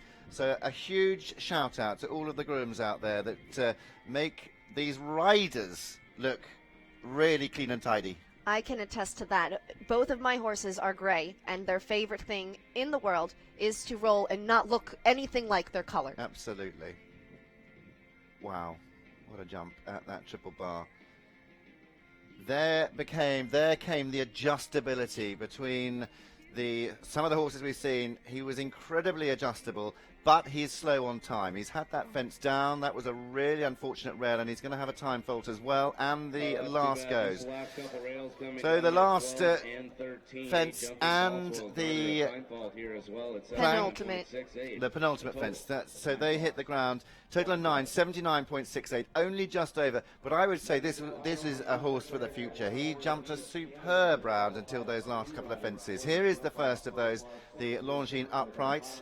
Just gets a little bit low in front coming around the corner away from the collecting. We can see the horse's eye just looking backwards there a little bit, not quite on the bull, and then has that back rail down behind. Well, 9 penalties it is for Richie Maloney and button seats as the last to go in this $235,000 Canadian Longines Grand Prix, the CSIO 5-star here at Thunderbird Show Park. It is Nicolas Pizarro, Suarez Martinez and Coahuilo, owned by Gestut Levitz for Mexico. 9-year-old Oldenburg gelding this horse. He's had him since his 6-year-old year. Some really nice finishes on the Longines Global Champions Tour in Mexico City. Also 5-star competition, top placings in Ocala, Wellington, and Jalapa. Definitely being brought up and developed up the levels the right way. It's one of those names, Nicholas, when I see his name written down, I always slightly panic, because it's quite a long name that you've got to tongue twist around it, and they certainly do that with some of the horses as well, don't they, these riders? Oh, they do. They like to make our jobs incredibly fun so they can laugh at how we pronounce some of these names. I actually remember Andy Coker that rides for the U.S. I once asked him how he pronounced one of his horse's name, and he was like, I don't know, let's pick a pronunciation together. I can tell you, I've asked a lot of riders how they pronounce their horse's name, and they say, I have no idea. Go for whatever you think. Oh. It's getting a bit strung out there. Rideability going by the wayside. Well, it will be 6 in the jump off. That we can guarantee you now, as Nicolas Pizarro, Suarez Martinez and Coahuilo come home. They're inside the time, but it was one fence down. That plank hitting the floor. So we do have a jump off. We'll bring you the top 6 that we will be seeing in that jump off. Going into 9th place, though, Nicolas Pizarro, Suarez, Martinez, and Carquillo. Well, what an afternoon we've had here at Thunderbird Show Park for the Grand Prix. Eugenio Gareth Perez, Jen Serek for Canada, Mario Deslores for Canada, Daniel Cole, Ireland, Kian White, Canada, Richard Spooner, United States of America. Mexico with 1, Canada with 3, Ireland with 1, and United States of America with 1. They are our 6 going through to that jump-off. Stay with us, because we will be bringing you that jump-off live here in Thunderbird Show Park. Looking further down that leaderboard, we see the 8s, we see the 9s. Those are the 2 fences down and the 1-time penalty. That time was so incredibly elusive at the beginning. It really was. It took us a long time. I believe there was about 3 out of the first 12 were able to jump without time penalty, let alone keeping the jumps up. And that really put the pressure on the riders. I think we saw that with Richie Maloney and Button Cite. That horse was jumping so wonderfully, and I think he kind of rushed knowing the time was tight, and those final 2 rails fell, not quite indicative of the round as a whole. But that's what makes this type of class such a challenge, and a very well done job by the course designer. Absolutely. And that jump off will bring you the jump off course in due course, but it is a short break here while some of those fences are removed. We've got one of those fences that will be removed is the C element of 8. That only becomes 8A and B in the jump-off round. And the jump-off course, just looking through my notes here for the CSIO 5-star, it is slightly different. It is. We've got 2 new jumps added to the course, and they'll start right off with one of those. It's called Fence 15. It's actually an oxer that's going to be set on the far side of the arena, and a lot of rollbacks in this course. They'll also be moving the in of our what was the Rubik's Cube double, now just going to be the B element there at 5. And I think it's going to be a course that's going to be all about how you make your turns and come out of those corners. Yeah, in fact, that fence 6A has been taken out, so it's just 6B now. So they start over 15. If we look at the screen, 15 on your screens, it's just out of shot on the far right-hand side, and then they come back to 6B, which is that Rubik's Cube fence. Now of just a vertical, that B. Yep, and then from 6, they turn. So right-hand turn. Right-handed to the oxer at 7, which is just out of shot. Well, there is 6B. There's the oxer in the back there, 2018 T-Bird oxer, and then a nice gallop along. Yep. So they go from 7, then they gallop around to 8A and 8B. We're just having a look at the VIP area now, and the new bit that they've built for 2018. And then from 8A and 8B, it is that long gallop. It's a new line to walk there now to the Thunderbird, kind of the totem pole oxer there, very widespread. And now again, a new line to walk with that C element taken out. And then a new fence at 16, which is the Rubik's Cube, another Rubik's Cube vertical there, left-hand turned, and then a very nice, sharp right-hand turn, and a final gallop to the perfectly themed Longines vertical. Well, that Longines vertical at fence 2 is the one that Tiff Foster unfortunately saw the undoing of her at that second fence. Not the biggest of last fences we've seen. We've seen course designers put difficult fences at the final fence. It's a rail on the top, should jump very well, but a real opportunity for these riders just to take an unnecessary risk at that final fence. There is 8A and 8B. The C element has been taken out. It is now around 5 and 20 past, 25 past 5 here, local time. And of course, Longines are sponsors of this CSO 5-star Grand Prix here in Thunderbirds. The Thunderbird Show Park celebrating 45 years of running, and the transformation over the years certainly has been second to none. And the work that Jane Tidball, along with Chris Pack, Chief Operating Officer, the team, whole team's outstanding. Outstanding. I mean, really, these people have done, like you said, the transformation has been great. But what I notice about these people is that it's really a family here. They go above and beyond from what I normally seen at a horse show to cater to everyone. You really feel welcome here at T-Bird. They really do make you feel very welcome indeed. So we'll just have a rundown of that 6 that come forward for the jump off, and in the order they will jump, it will be for Mexico. First jump, Eugenio, you say Eugenio. Eugenio Garza Perez. Eugenio Garza Perez and Armani SLZ. He will be first to jump. Then Jen Serick for Canada, Wicked. Third out, Mario Deslores and Bardolina. Fourth out for Ireland, Daniel Coyle and Sita. Before then, Kian White for Canada, for Freedom Z, and Richard Spooner, very last to go for United States of America, and he rides Curado RC. They are the 6 of the 33 that came forward to jump round 1, and we will have our first in the arena, I think, within a few minutes' time. They're just warming up. We can just see them in the far distance, and you can see them in the far distance in the left-hand, upper left-hand corner of your screens. And they are just having their final warm-up preparations out there. They won't need to jump too much. They've already jumped 16 fences in the arena already. They'll just be jumping 1 or 2, just making a few adjustments, because now this is where we'll see them land and turn and be quick. But again, this is where they can have that unlucky, unnecessary pull down.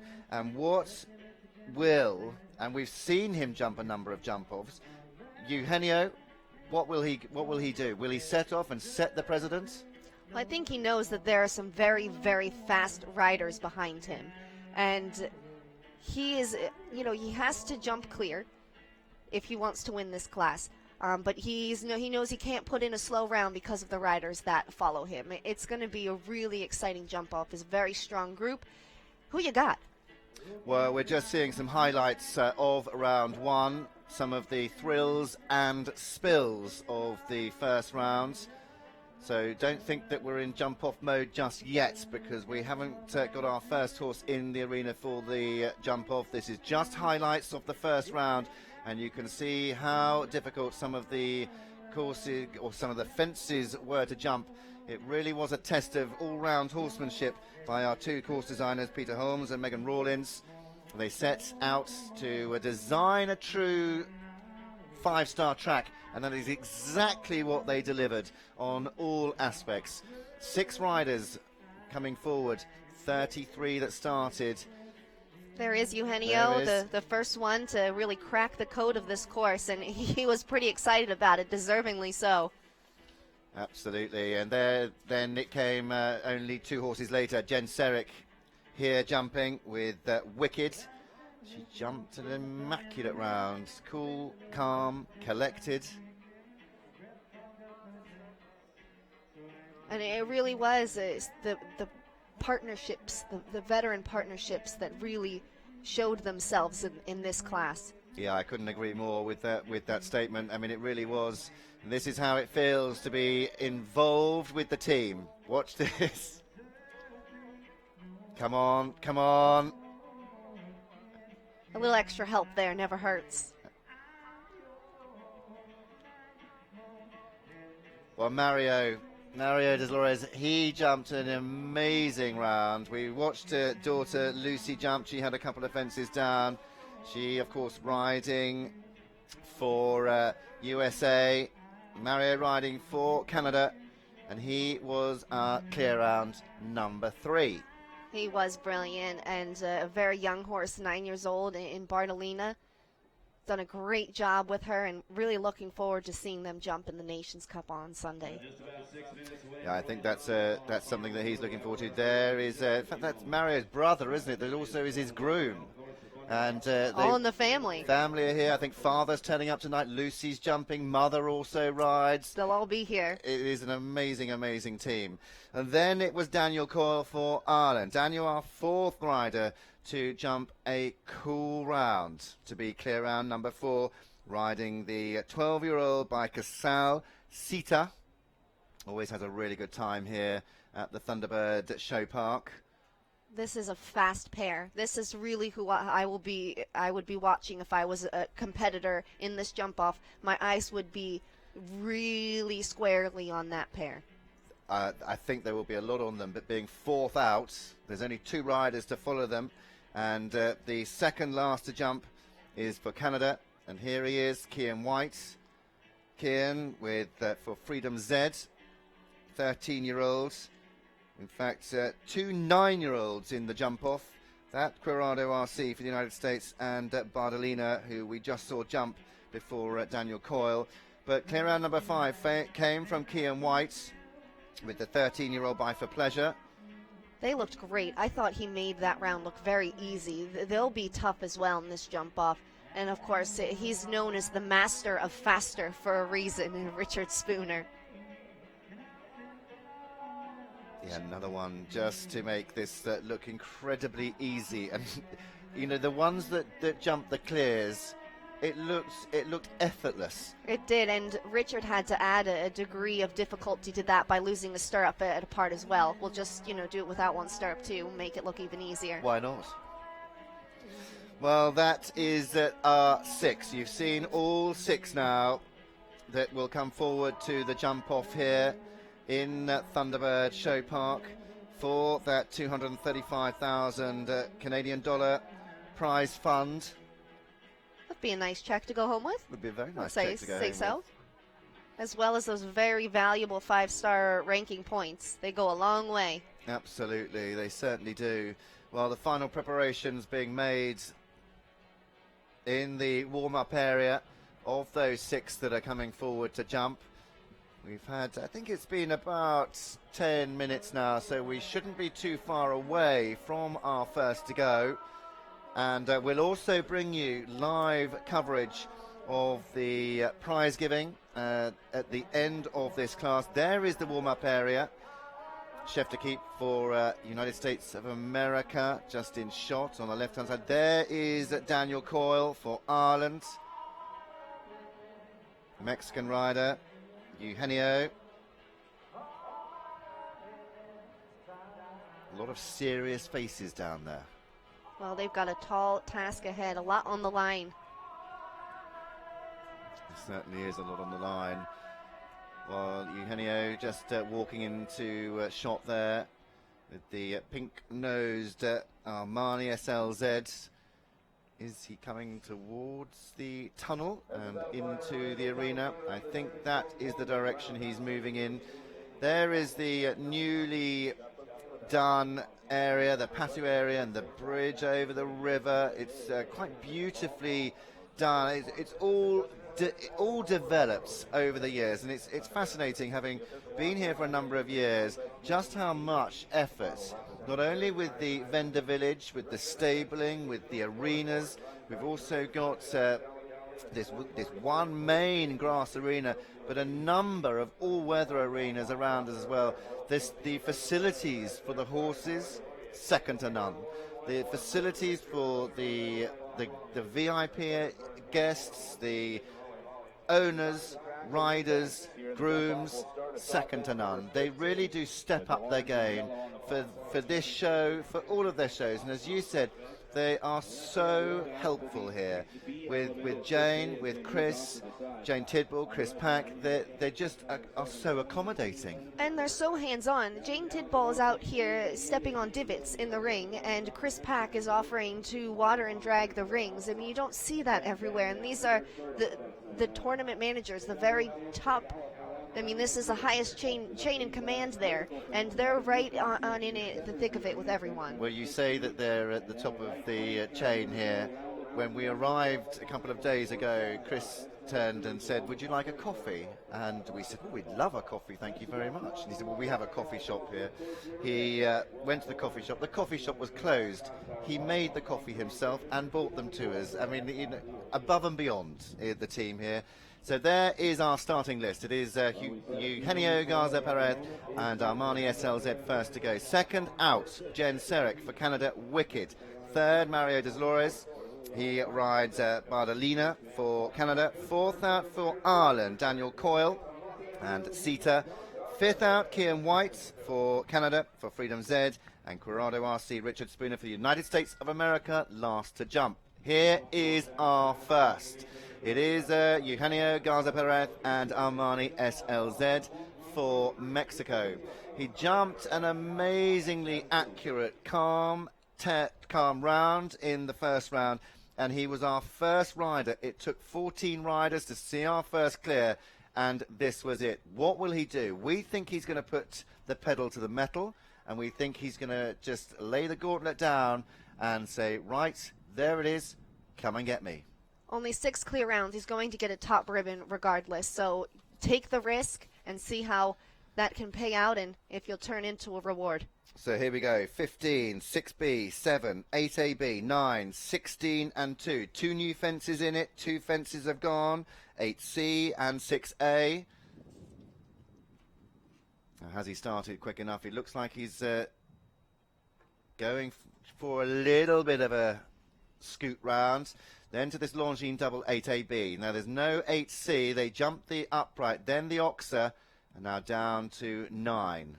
He's got a nice rhythm going. It appears a touch underpaced of really letting loose and galloping, but he's taken a very nice and tidy track, making up that time in the turns. Well, just down to the final fence, then it is fence 2. 42 seconds is the time allowed.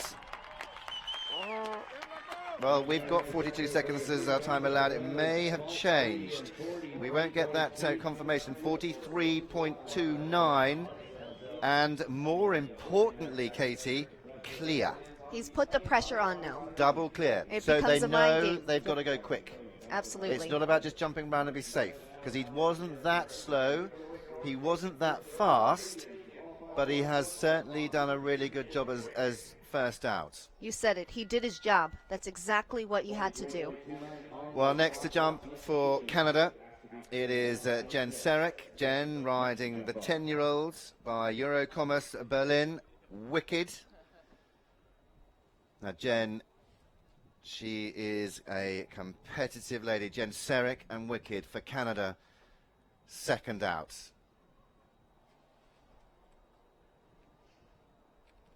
.29 seconds and a clear round. It's all about the turns. It's all about keeping the pace and the pressure on without cooking too quick.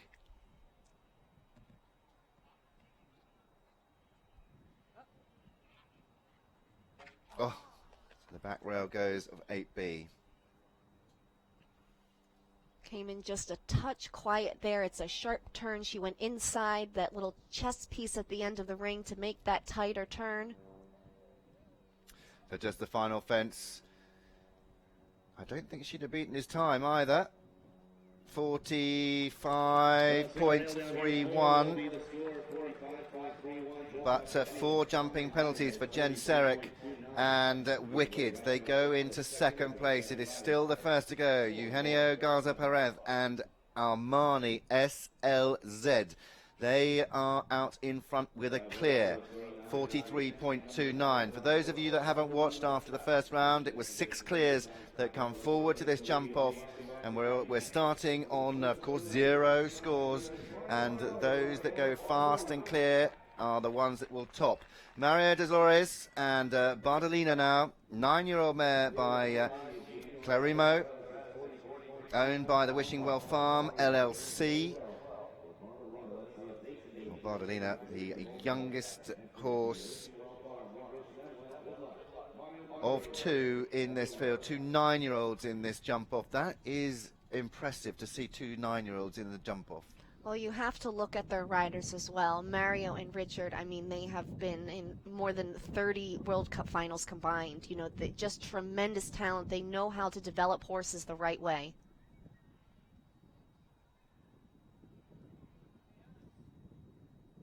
Found that beautifully.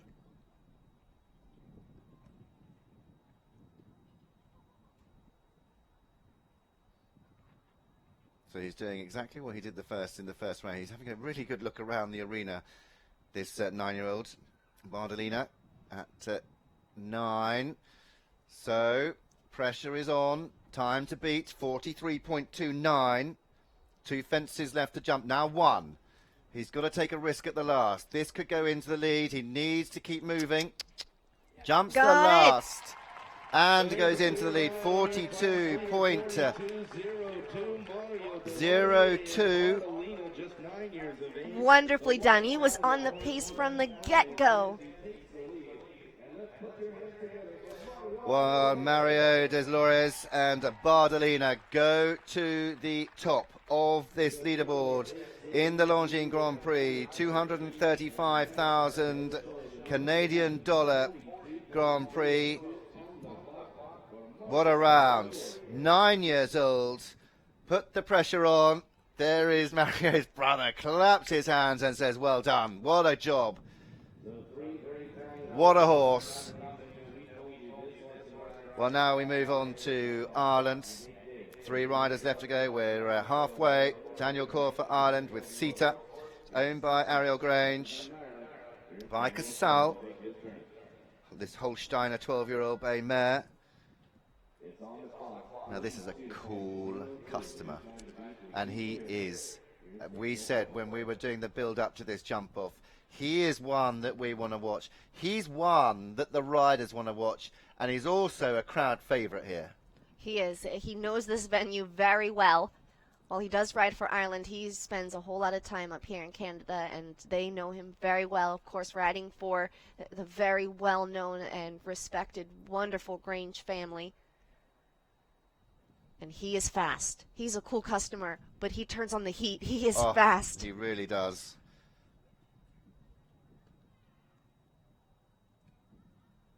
Now, I'm not much of a betting man. We could have the odd dollar on him. If I had to, I can't even say I'm going to jinx this poor man. Well, he's taken a line as tight what as fight to get any. Across there. Oh, my gosh. As tight as any into 8A and 8B. He knows this mare so very, very well. Is he quick enough? He's taken all of the tight lines. He is now pushing down to this final fence. He's got to do it. He's got it. And he stops the clock, 40.98. Well, he's one that we said we're not betting people. Are we, Katie? You would have done. We need to get braver. I did used to work at a racetrack. I was a professional handicapper at one point. So now you have a problem with betting, so you don't bet anymore. Exactly. Well, what a round for the young Irishman, Daniel Coyle and Sita. They have thrown the gauntlet down. 2 riders left to go, and it is 1 for Canada and 1 for the United States of America.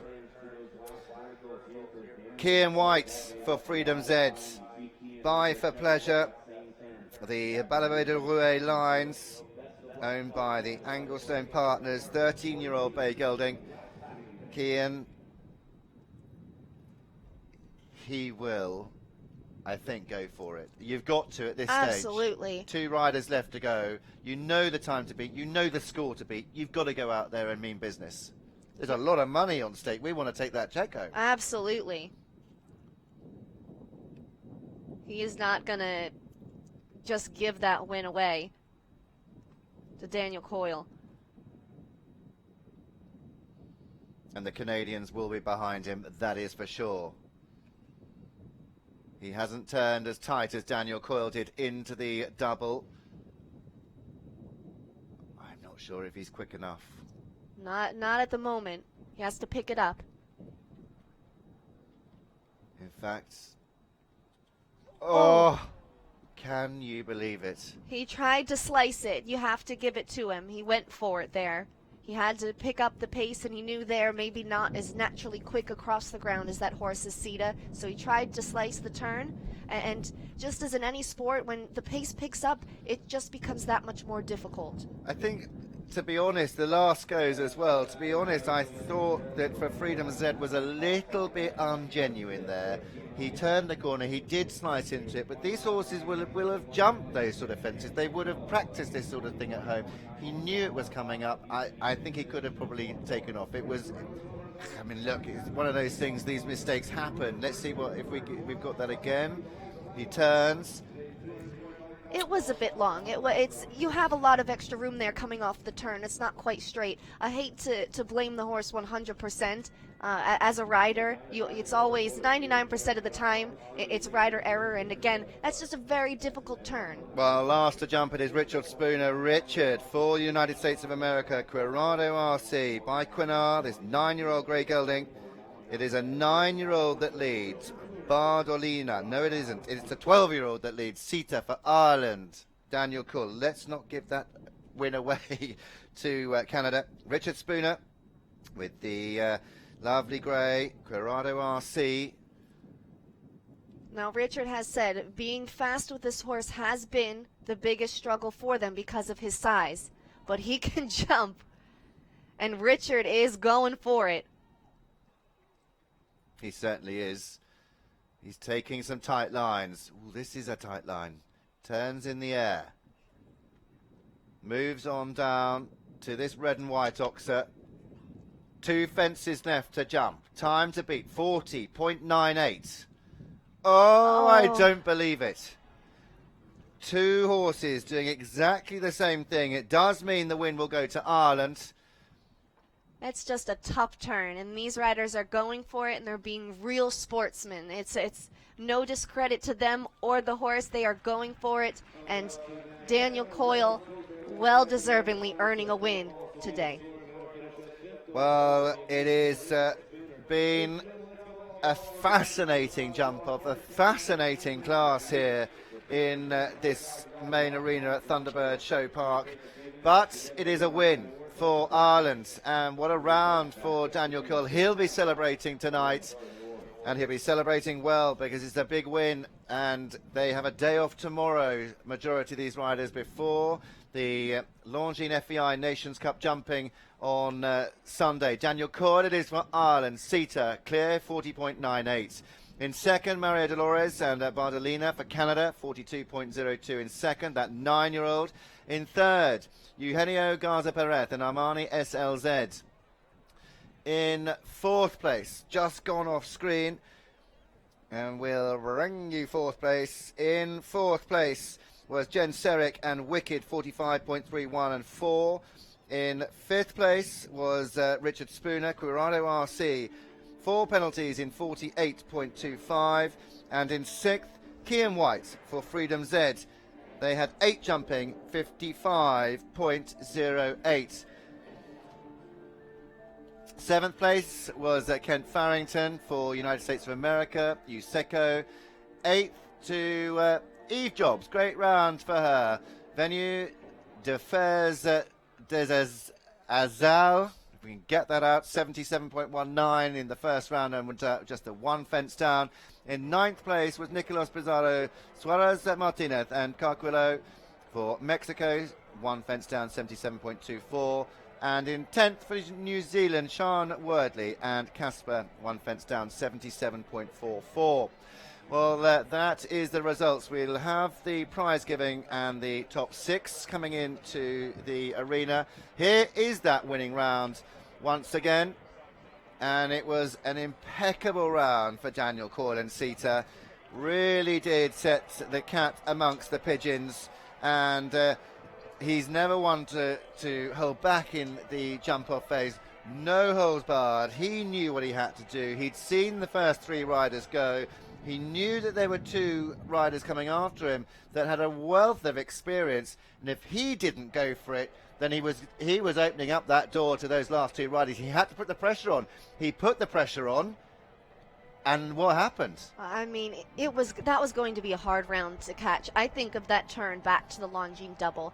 It was just impeccable. And that mare right here, that's the final fence there, another Longines fence. But the effort that mare put through that double was just sensational.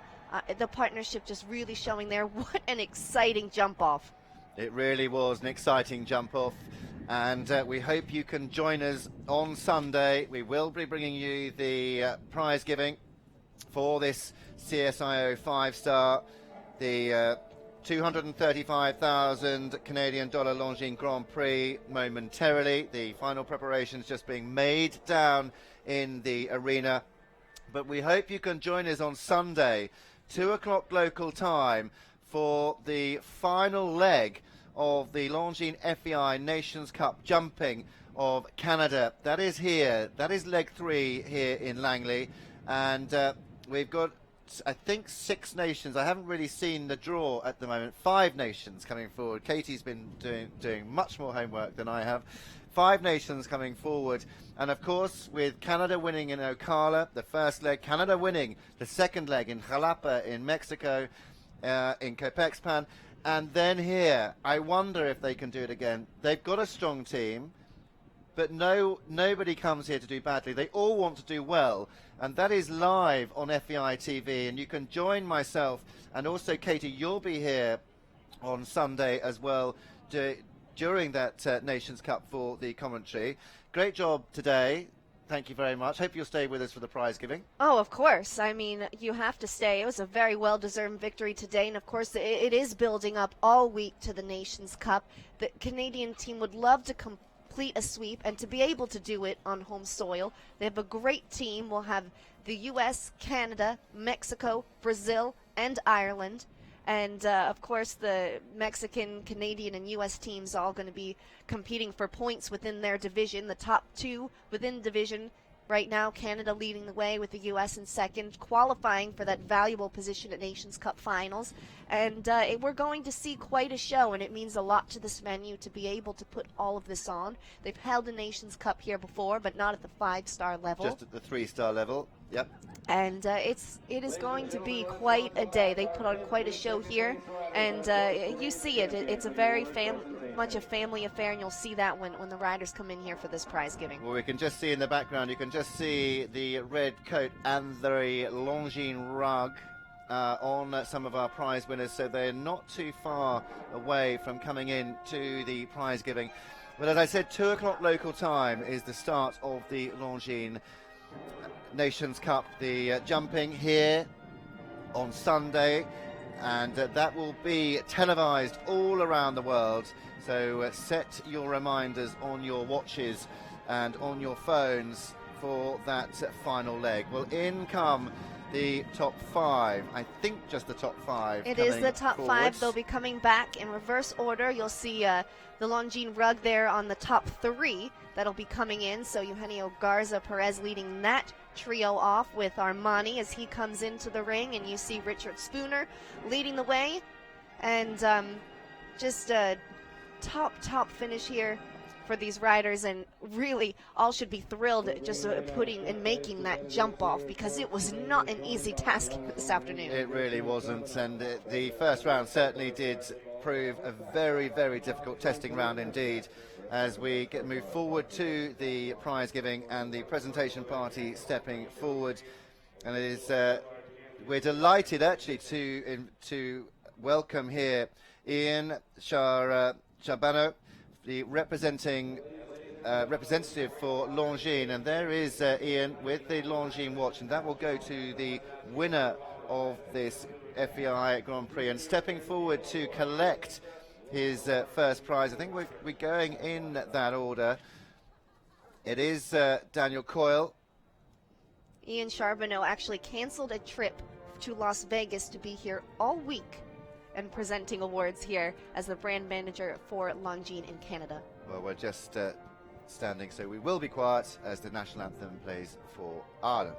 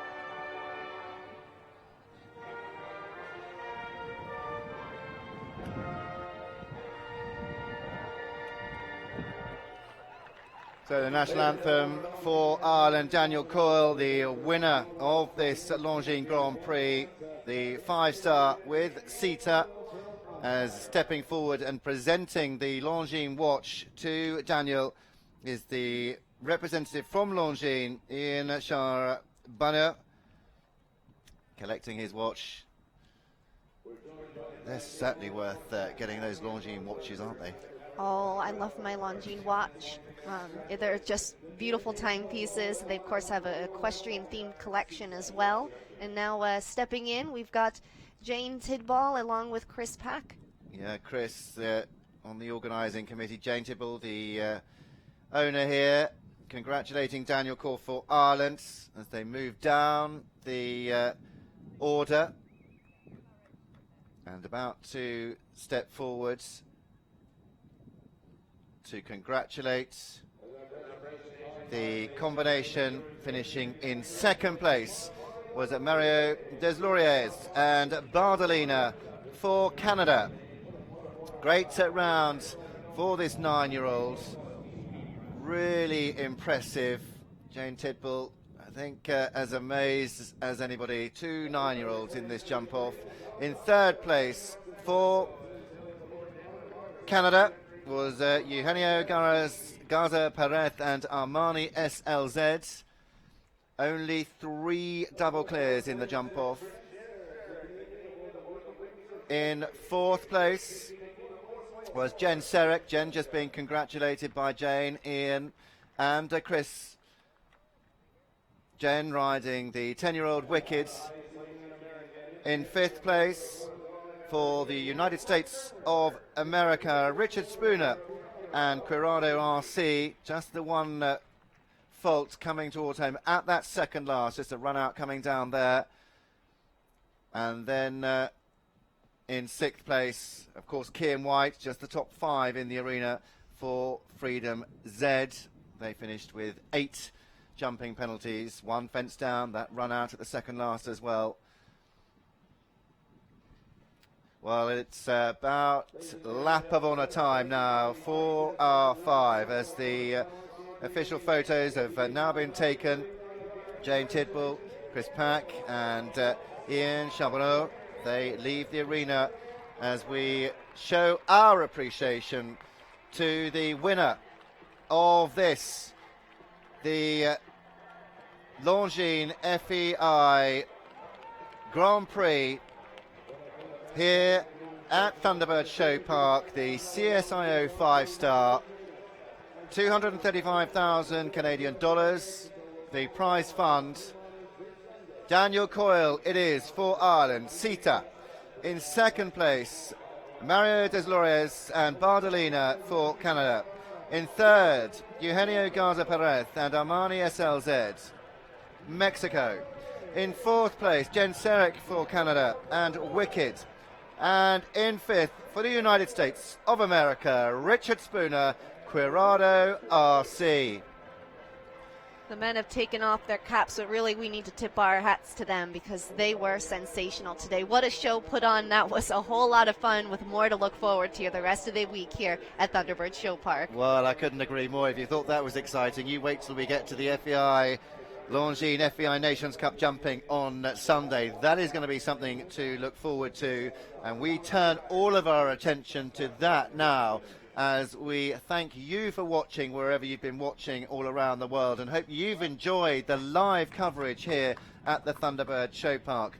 But all that's really left to say is thank you very much to you, Katie. And thank you, Spencer. Can't wait to work with you again on Sunday. It's Likewise. going to be a really exciting final leg of this North and Central America and Caribbean League, and it all kicks off local time 2 o'clock. So if you need to check wherever you are around the world, all you need to know is that it starts here in Langley at 2 p.m. and then adjust your watches and watch live. So from myself and Katie, it's goodbye from us, and we'll see you all on Sunday.